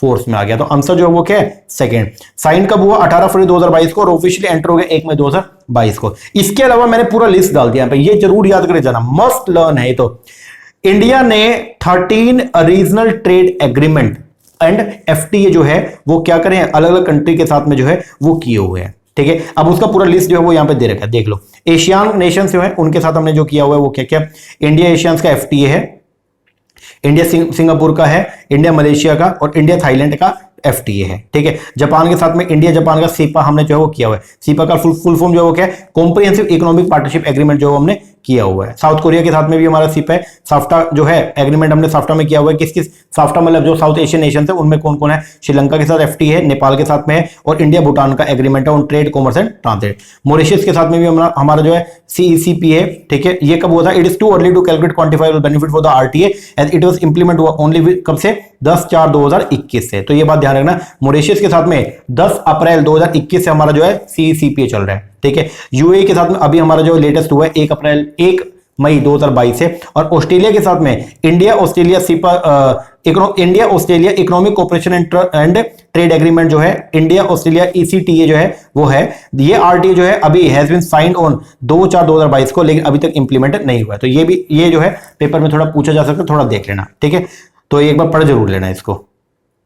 आगे गवर्नमेंट ऑफ इंडिया ने जो है 27/9/2022 को एक्सटेंड किया existing foreign trade policy up to which one of the following on account of volatile global economic and geopolitical situation in the currency fluctuation. कब किया, तो ये किया मार्च 2023 के अंदर। तो द गवर्नमेंट ऑफ इंडिया ने 27/9/2022 को एक्सटेंड किया था, जो फॉरेन ट्रेड पॉलिसी है उसको एक्सटेंड किया था। पुरानी जो अपनी 15-20 की पॉलिसी है उसको कब तक एक्सटेंड किया, तो 1 अक्टूबर से लेकर के और 31 मार्च 2023 तक इसको क्या कर दिया, एक्सटेंड किया था। तो मार्च 2023 तक आंसर है इसका। तो 50 का आंसर क्या आएगा, मार्च 2023। आगे आफ्टर कोविड-19 विच ऑफ द फॉलोइंग, कोविड-19 के बाद में which of the following are the upskilling enabler for the women in India. अगर हम बात करते हैं कि वुमेन्स के कोविड-19 के बाद में जो है कि वुमेन्स के लिए जो अपस्किलिंग क्या क्या हुई है, तो सबसे पहला इलेक्ट्रिक व्हीकल का इंट्रोडक्शन, ये रिलेटेड है वुमेन से नहीं। फ्लेक्सिबल वर्क अपॉर्चुनिटी मिली है, यस। वर्क फ्रॉम होम की फैसिलिटी है, yes. Need to stay relevant specially in technology, yes. Technology में जो है अब हाथ अपना बहुत ज्यादा सही हो गए। फिर willingness to return to work, अब विलिंगनेस भी हो रही है कि हम जो वो काम पे वापस लौटे, यस। तो आंसर जो बनेगा 51 का वो क्या बनेगा, बी सी डी एंड ई, बोल तो 4th। ओके, अब आएंगे नेक्स्ट क्वेश्चन पे। आइए क्वेश्चन नंबर 52 जो है वो क्या बोलता है, यहां पे जो है वो आपको लिस्ट 1 में दे रखा है COP27, जो कॉन्फ्रेंस ऑफ पार्टी हुई थी, जो यूनेस्को वाला बेसिकली उसके अंदर जो कंट्री थे उनकी कॉन्फ्रेंस हुई थी, ओके। और उसके अंदर जो है COP27 के अंदर कुछ एक्शन प्लान जो है वो दिया गया था। तो वो क्या बोलता है, ठीक है। ये COP27 का पूरा सिस्टम मैंने जो यहाँ पे डाल दिया है, इसमें मैंने आगे डाल दिया है कि COP27 क्यों न्यूज़ में था, रीजन क्या क्या थे। पाकिस्तान के अंदर फ्लड आ गया था, ठीक है, और यूएस के अंदर जो है वो हरिकेन आ गया था, और यूरोपियन ड्रॉट हो गया था, बहुत सूखा पड़ गया वहाँ पे। स्पेन पुर्तगाल के अंदर भी जो है वो एटमॉस्फेरिक हाई प्रेशर सिस्टम जो बढ़ गया था, उससे भी बहुत नुकसान हुआ। नेचुरल डिजास्टर जो है वो इंडिया के अंदर भी जो है वो रिकॉर्ड किया गया था। ये सब रीजन थे, इसकी वजह से जो है वो COP27 में एक मीटिंग हुआ। मीटिंग के बाद में उसके ऊपर जो है वो एक्शन प्लान लिया गया। वो जो एक्शन प्लान लिया गया उसके अंदर कुछ आउटकम्स निकल के आए थे। वो क्या क्या थे, सबसे पहला लॉस एंड डैमेज। तो उसके लिए जो है वो एक क्या किया गया, वल्नरेबल जो कंट्रीज है जहां पे बहुत ज्यादा नुकसान हो रहा है, तो उनके लिए एक अकाउंट जो है वो ओपन किया गया जिसको बोलते हैं लॉस एंड डैमेज। तो United nation climate change conference COP27 ने साइन किया एक एग्रीमेंट टू प्रोवाइड, कि हम प्रोवाइड करेंगे लॉस एंड डैमेज फंडिंग, हम जो है वो पैसा प्रोवाइड करेंगे किसको, वल्नरेबल कंट्री को। टेक्नोलॉजी के लिए जो क्या बोला गया COP27 के अंदर, नया 5-year वर्क प्रोग्राम जो है वो लॉन्च करेंगे to promote the climate technology solution in the developing country. Mitigate करेंगे, क्या हम खत्म करेंगे मिटिगेशन वर्क प्रोग्राम का launch, aim at urgently scale up करेंगे मिटिगेशन एम्बिशन एंड इंप्लीमेंटेशन को। ग्लोबल जो है वो स्टॉक टेक के लिए जो है वो कुछ बात बोली गई, ठीक है। शर्म एल शेख एडॉप्शन एजेंडा जो दिया गया, जिसके अंदर 30 एडेप्टेशन आउटकम जो है वो aim to enhance the resilience for the 4 billion people living in the most climate vulnerable community by 2030। और फिर AWARE मतलब action on the water adaptation resilience initiative जो वो उठाया गया।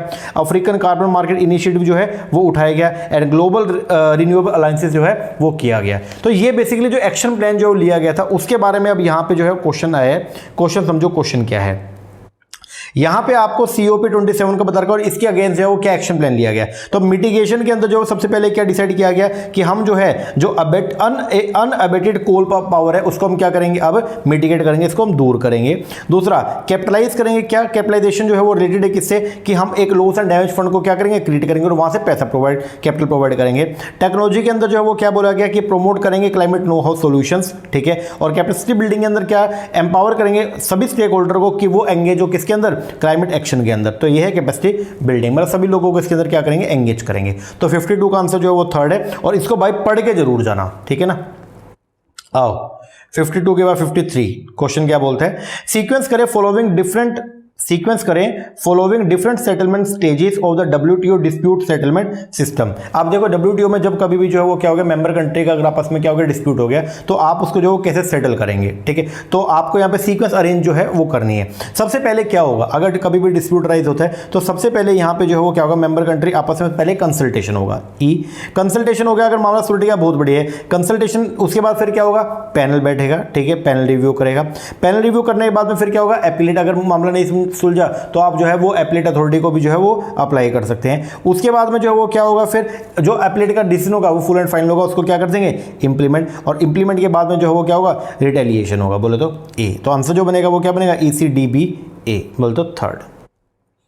आगे ड्यूटी फ्री इंपोर्ट ऑथराइजेशन की यहां पे बात हो रही है, तो बोलता है which of the following is the right description of the DFIA scheme. DFIA क्या है, ड्यूटी फ्री इंपोर्ट ऑथराइजेशन। ये बोलता है कि अगर मान लो आप इंडिया में कोई सामान को क्या करो, बना रहे हो और उसको बना के क्या करोगे, एक्सपोर्ट करोगे, और उस सामान को बनाने के लिए अगर आपको कोई गुड्स चाहिए जो आप बाहर से क्या करोगे, इंपोर्ट करोगे, तो उस इंपोर्टेड गुड्स के ऊपर लगने वाली ड्यूटी को क्या कर देंगे, माफ कर देंगे, ठीक है ना। तो क्या बोलता है which of the following is the right description, क्या है, तो बोलता है हम एग्जेम्प्ट करेंगे respect of custom duty, additional duty and education cess and the anti dumping and safeguard duty for the input use in export. तो export करने के लिए जिन इनपुट का आप यूज कर रहे हो और उस इनपुट को अगर आप बाहर से मंगा रहे हो और उसके ऊपर कोई ड्यूटी लग रही है तो उसको हम क्या कर देंगे, माफ कर देंगे। तो 54 का जो आंसर बनेगा वो क्या बनेगा, सेकंड।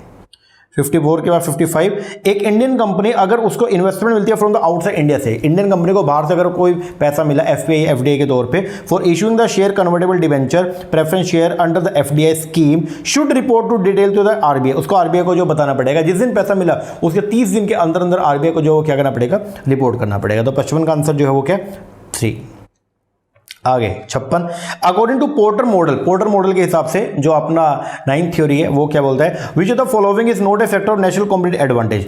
पोर्टर मॉडल ये बोलता है ना कि कुछ डोमेस्टिक फैक्टर अगर आपके फेवर के अंदर तो आपका इंटरनेशनल मार्केट के अंदर जो ट्रेड करने में आपको क्या होगा, ईजी होगा और इंटरनेशनल मार्केट में ट्रेड आपका क्या होगा, बढ़ेगा, ठीक है। अब उसके अंदर क्या थे, 4 फैक्टर थे। सबसे पहले क्या था, रेटिंग एंड सपोर्टिंग इंडस्ट्री अगर आपके नेशन में तो सही है, आपको बताने में तो कौन सा फैक्टर नहीं है, तो ये तो है।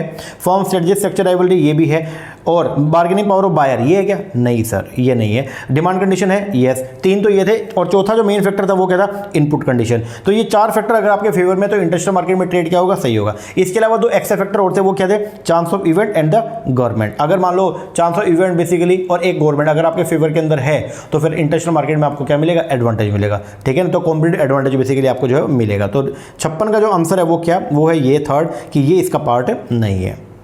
इसके बाद 57, which one the following institution is not a part of the world bank group. World bank group के अंदर टोटल मिला के 5 बॉडी आते हैं, बताना इनमें से कौन सा उसका पार्ट नहीं। IBRD पार्ट है, यस। IDA पार्ट है, yes. MIGA, yes. BIS bank for international settlement या ब्यूरो ऑफ इंटरनेशनल सेटलमेंट 17 मई 1930 को बनाया था, ये पार्ट है क्या, नहीं, ये अलग है। आगे revenue expenditure of the central government include, government ने अगर मान लीजिए क्या कर दिया, खर्चा कर दिया, रेवेन्यू नेचर का एक्सपेंडिचर कर दिया गवर्नमेंट ने, ठीक है, तो उसमें क्या क्या आएगा। रेवेन्यू नेचर का खर्चा कौन सा होता है, पहले ये बताओ सर। रेवेन्यू नेचर का खर्चा वो होता है जिससे, ध्यान देना, रेवेन्यू एक्सपेंडिचर कौन सा होता है सर, रेवेन्यू एक्सपेंडिचर वो होता है जिससे कोई खर्चा जो गवर्नमेंट ने किया जिससे ना तो कोई एसेट क्रिएट हुई और ना ही कोई लाइबिलिटी कम हुई, ऐसे खर्चे को बोलते हैं हम लोग के रेवेन्यू। और कैपिटल एक्सपेंडिचर कौन सा होता है, गवर्नमेंट के द्वारा कोई ऐसा खर्चा किया जिससे या तो एसेट बढ़ गई या लाइबिलिटी कम होगी, उसको बोलते हैं कैपिटल एक्सपेंडिचर। और रेवेन्यू एक्सपेंडिचर कौन सा होता है, रेवेन्यू एक्सपेंडिचर होता है जिससे ना तो एसेट बढ़ी और ना ही लाइबिलिटी कम हुई, उसको बोलते हैं रेवेन्यू। आप बताओ डेट रिलीफ, इनमें से आपको बताना है रेवेन्यू एक्सपेंडिचर तो central government include, revenue expenditure में क्या क्या आएगा, ठीक है। तो सबसे पहले आपका डेट रिलीफ दे दिया फार्मर्स को, फार्मर का बिल वो माफ कर दिया, एसेट बढ़ी या लाइबिलिटी लायबिलिटी कम हुई, नहीं, ये आएगा। सब्सिडी दे दिया, क्या सब्सिडी देने से जो है आपकी एसेट बढ़ती है या लायबिलिटी कम होती है, नहीं। ग्रांट दे दिया स्टेट्स को, क्या एसेट बढ़ती है या लायबिलिटी कम होती है, नहीं। Central plan allocation for the rural development, rural area में अगर डेवलपमेंट किया सेंट्रल प्लान के अकॉर्डिंग तो क्या होगा, एसेट बढ़ती है हमारी, यस। तो ये तीन तो आपका रेवेन्यू एक्सपेंडिचर है, ये आपका कैपिटल एक्सपेंडिचर है। Central plan allocation for irrigation flood control, उसके लिए अगर आपने बांध बूंद बना लिया कोई, ठीक है, फ्लड को कंट्रोल करने के लिए, तो उससे जो है वो क्या होता है, उससे भी हमारी जो एसेट्स बढ़ती है। तो ये दोनों जो है वो क्या है, these are the capital expenditure. तो आंसर जो बनेगा वो क्या बनेगा, ए, बी एंड सी बोले तो फोर्थ। चलो आगे, मैचिंग करना आपको यहाँ पे थ्योरी ऑफ इंडस्ट्रियल ट्रेड देर का डिस्क्रिप्शन है। सबसे पहला हेक्सर ओलिन थ्योरी जो वो क्या बोलता है, सर हेक्सर ओलिन थ्योरी जो वो ये बोलता है कि एक नेशन को क्या करना चाहिए, एक नेशन को बेसिकली जो है अपने ऐसे जो अबंडेंट अमाउंट में उसके रिसोर्स है उनका यूज करके जो प्रोडक्शन करना चाहिए, और जिन रिसोर्स की स्कार्सिटी है उनसे बनने वाले गुड्स को क्या करना चाहिए, इंपोर्ट। तो ए का जो है वो क्या बनेगा, third. The theory that a nation will export the goods whose production require intensive use of the nation relatively abundant and cheap factor and import goods when production require intensive use of the scarce and the expensive factor. Country similarity theory जो वो क्या बोलती है, sir country similarity theory ये बोलती है कि the trade occur between the nation that has a similar characteristic such as economic, geographic, culture characteristic, उनका जो ट्रेड है वो क्या रहेगा, ज्यादा रहेगा। तो बी का हो गया सेकंड। फिर थ्योरी ऑफ मर्केंटलिज्म जो है वो क्या बोलती है, मर्केंटलिज्म ये बोलती है this theory aims at accumulate the financial wealth in terms of gold by encouraging export and discouraging the import. तो सी का जो है वो क्या हो जाएगा, फोर। और एब्सोल्यूट एडवांटेज थ्योरी जो वो क्या बोलती है, एब्सोल्यूट एडवांटेज बोलती है the ability of a nation to produce the goods, कि मेरे पास एबिलिटी है कि मैं और उसे अच्छा सामान बना सकता हूं और सस्ते रेट पर, तो उसको बोलते हैं एब्सोल्यूट एडवांटेज। तो डी का हो जाएगा फर्स्ट। तो आंसर जो बनेगा वहां पे वो क्या बनेगा, थर्ड।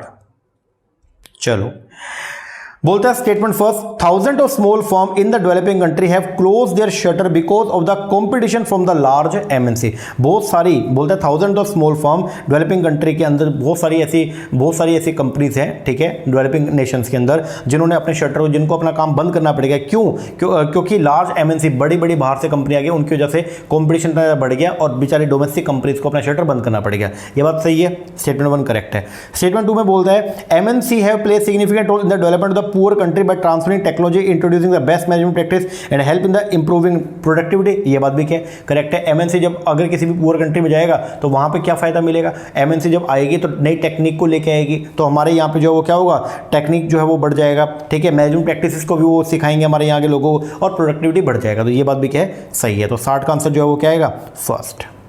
चलो आगे, फॉरेन ट्रेड पॉलिसी 2023 की जो आई है वो कौन नोटिफाई कर रहा है, तो सेंट्रल गवर्नमेंट जो है foreign trade policy central government बनाती है, और सेंट्रल गवर्नमेंट को एफटीपी बनाने का जो राइट है वो किसमें मिला हुआ है, वो मिला हुआ है एफटीडीआर एक्ट 1992। तो आंसर है B, foreign trade development and regulation act 1992।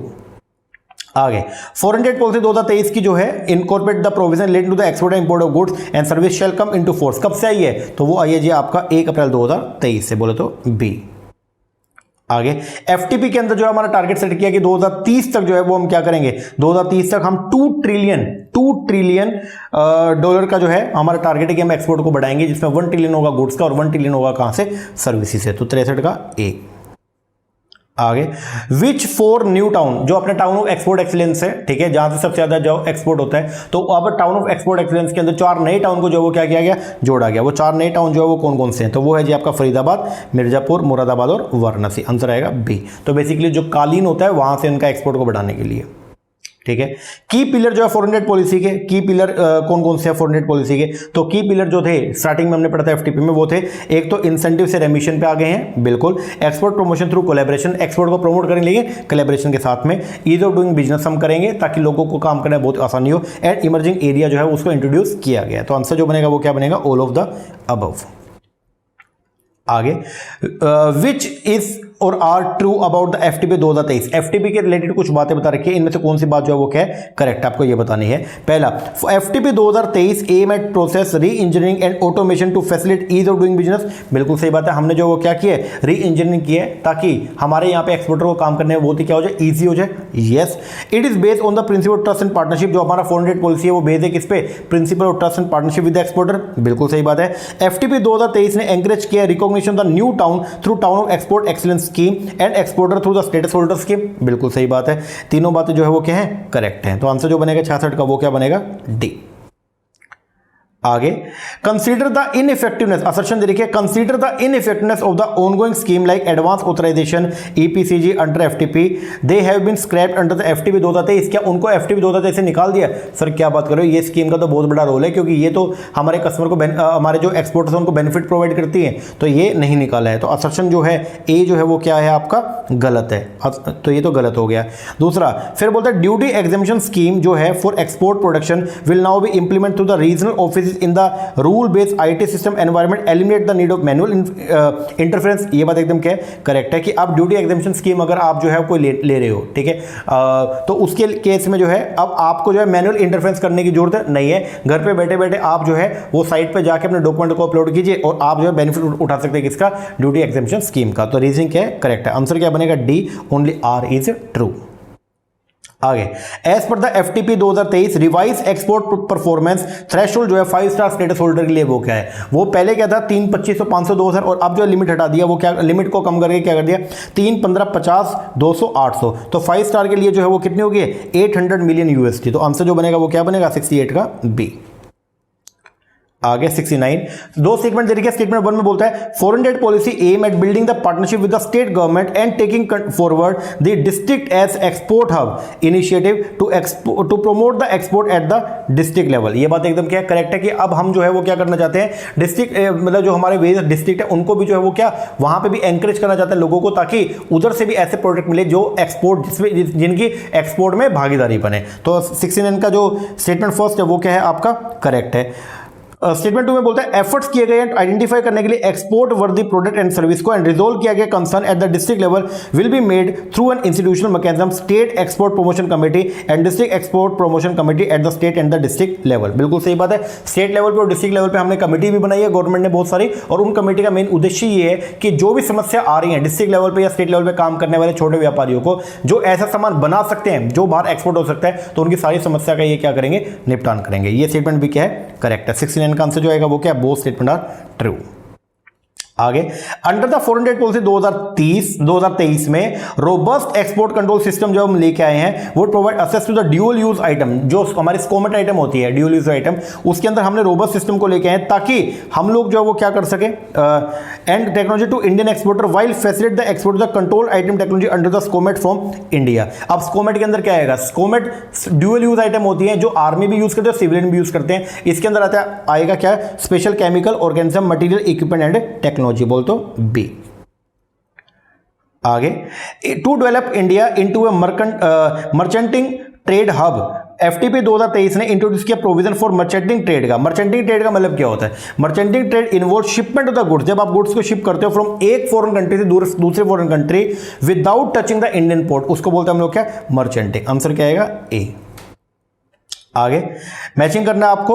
Amnesty scheme जो है एक्सपोर्टर के लिए आया था, वो क्या था बेसिकली, एमनेस्टी स्कीम हम लेके आए थे कि अगर मान लो आपको कोई भी जो है वो क्या चल रहा है, कोई झगड़ा जुगड़ा चल रहा है, हम उसको क्या कर देंगे, सिंगल उसके अंदर माफ कर देंगे। या आपने कोई ऑथराइजेशन लेनी है तो हम पुरानी वाली ऑथराइजेशन को हटा के नई ऑथराइजेशन आपको प्रोवाइड करवा देंगे। तो एमनेस्टी स्कीम जो एक्सपोर्टर के लिए वो क्या है, इंपोर्टर के लिए तो ये था कि आपने जो आपके ऊपर ऑब्लिगेशन थी, ठीक है, तो जो आपकी लाइबिलिटी बनती है, जो कस्टम ड्यूटी है ओनली, बस वो आप पे कर दो, बाकी जो पेनल्टी और इंटरेस्ट हम क्या करते हैं, वेव ऑफ कर देंगे। और एक्सपोर्टर के लिए क्या है, एमनेस्टी स्कीम जो एक्सपोर्टर के लिए वो ये है, import of the capital goods. ध्यान देना, इंपोर्ट यहां पे हम क्या करेंगे, क्लोज करेंगे ओल्ड पेंडिंग केसेस को एंड स्टार्ट करेंगे अफ्रेश, ठीक है। फिर जो डीएच बना रखे हैं, डिस्ट्रिक्ट एज एक्सपोर्ट हब जो बना रखे, इनका जो है वो काम क्या है, तो ये बेसिकली क्या करते हैं, ग्रास रूट से जो है वो ट्रेड इकोसिस्टम को बढ़ाने का काम कर रहे हैं। तो सेकंड का आएगा। थर्ड, ई कॉमर्स एक्सपोर्ट जो है, अब इसके अंदर भी हमने क्या किया, ई कॉमर्स एक्सपोर्ट के अंदर it require distinct policy intervention from the traditional offline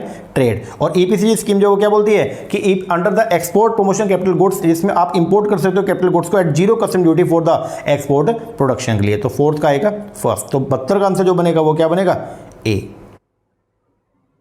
एक मिनट, 72 का हो गया 2 3, इसको सही कर लो यार, 2 3 4 1, हाँ सही है, ए।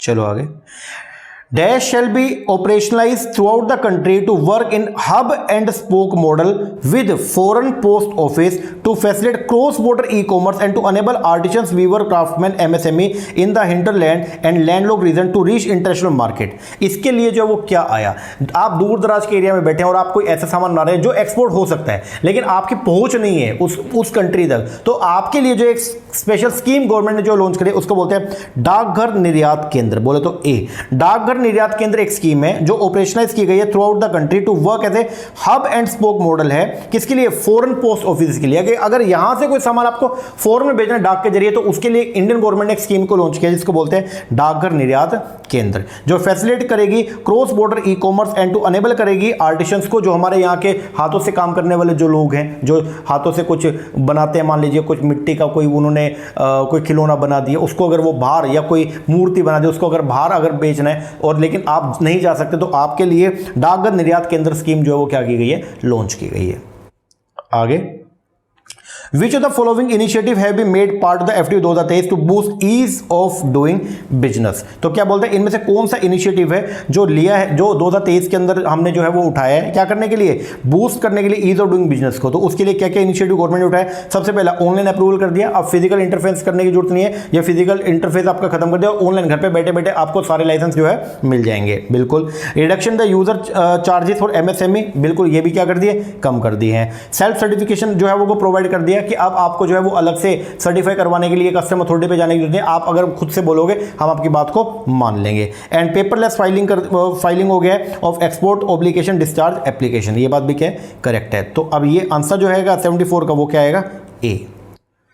और आज का last question, similar to the each one teach one के अंदर क्या आया था? हमने 2 स्टार और उससे ऊपर के सभी एक्सपोर्ट हाउसेस को ये बोल दिया था कि आप किसी एक बंदे को, जो भी इंडिया का पर्सन अगर सीखना चाहते हो तो आप उसको बताएं कि किस तरीके से एक्सपोर्ट जो वो किया जाता है। तो each one teach one initiative under the FTP 2023 वो किसके लिए था? 2 star and above status holder के लिए। It would be encourage to provide trade related training आप प्रोवाइड करेंगे based on the model curriculum to the interested individual. तो उसके लिए हमने लाए थे क्या? ईच वन टीच वन, जिसके अंदर ये जो 2 स्टार एंड अबव वाले 2 star 3 star 4 star 5 star export houses जो है वो क्या करेंगे? इंडिया के कोई ऐसे पर्सन जो इंडिया में काम करके और सामान को एक्सपोर्ट करना चाहते हैं बाहर, उनको अगर नॉलेज नहीं है तो ये लोग उनको जो वो क्या करेंगे? नॉलेज प्रोवाइड करेंगे।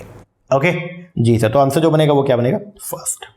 ओके जी, लो जी, ये थे हमारे टॉप 75 क्वेश्चन इंटरनेशनल बिजनेस के जो हमने आज की वीडियो के अंदर कवर किए हैं। दोनों के लिए, चाहे आप कॉमर्स के हैं चाहे आप मैनेजमेंट के हैं, दोनों के लिए क्वेश्चन जो वो रेलिवेंट है। आप इनको बढ़िया तरीके से जो वो लगाइए और आई होप क्वेश्चन आपको समझ में आए होंगे और क्वेश्चन अच्छे भी लगे होंगे। बाकी इसका PDF मैं अपने टेलीग्राम के ऊपर भी डाल दूंगा, ठीक है। बाकी आप ये वीडियो को लगाना, अभी एक बार लगाना और एक बार पेपर में जाने से पहले एक बार ये क्वेश्चन को दोबारा देख के जरूर जाना, बहुत आपको जो है वो एग्जाम के अंदर हेल्प मिलेगा। ओके जी, क्वेश्चन कैसे लगे कमेंट करके जरूर बताइएगा। अच्छे लगे अच्छे कमेंट कीजिएगा, कोई कमी लगी है वो भी बताइएगा। और अगर आप हमारा ऑनलाइन बैच परचेज करना चाहते हैं तो उसके लिए नीचे नंबर दिया, उस पर कॉल करके या व्हाट्सएप करके आप इंक्वायरी भी कर सकते हैं। बाकी अगर आपने अभी तक हमारा चैनल सब्सक्राइब नहीं किया तो उसको जरूर कर लीजिए, ताकि जैसे कल हम नई वीडियो डालेंगे अकाउंटेंसी का तो उसका नोटिफिकेशन मिले आपको सबसे पहले और आपकी तैयारी और भी बढ़िया।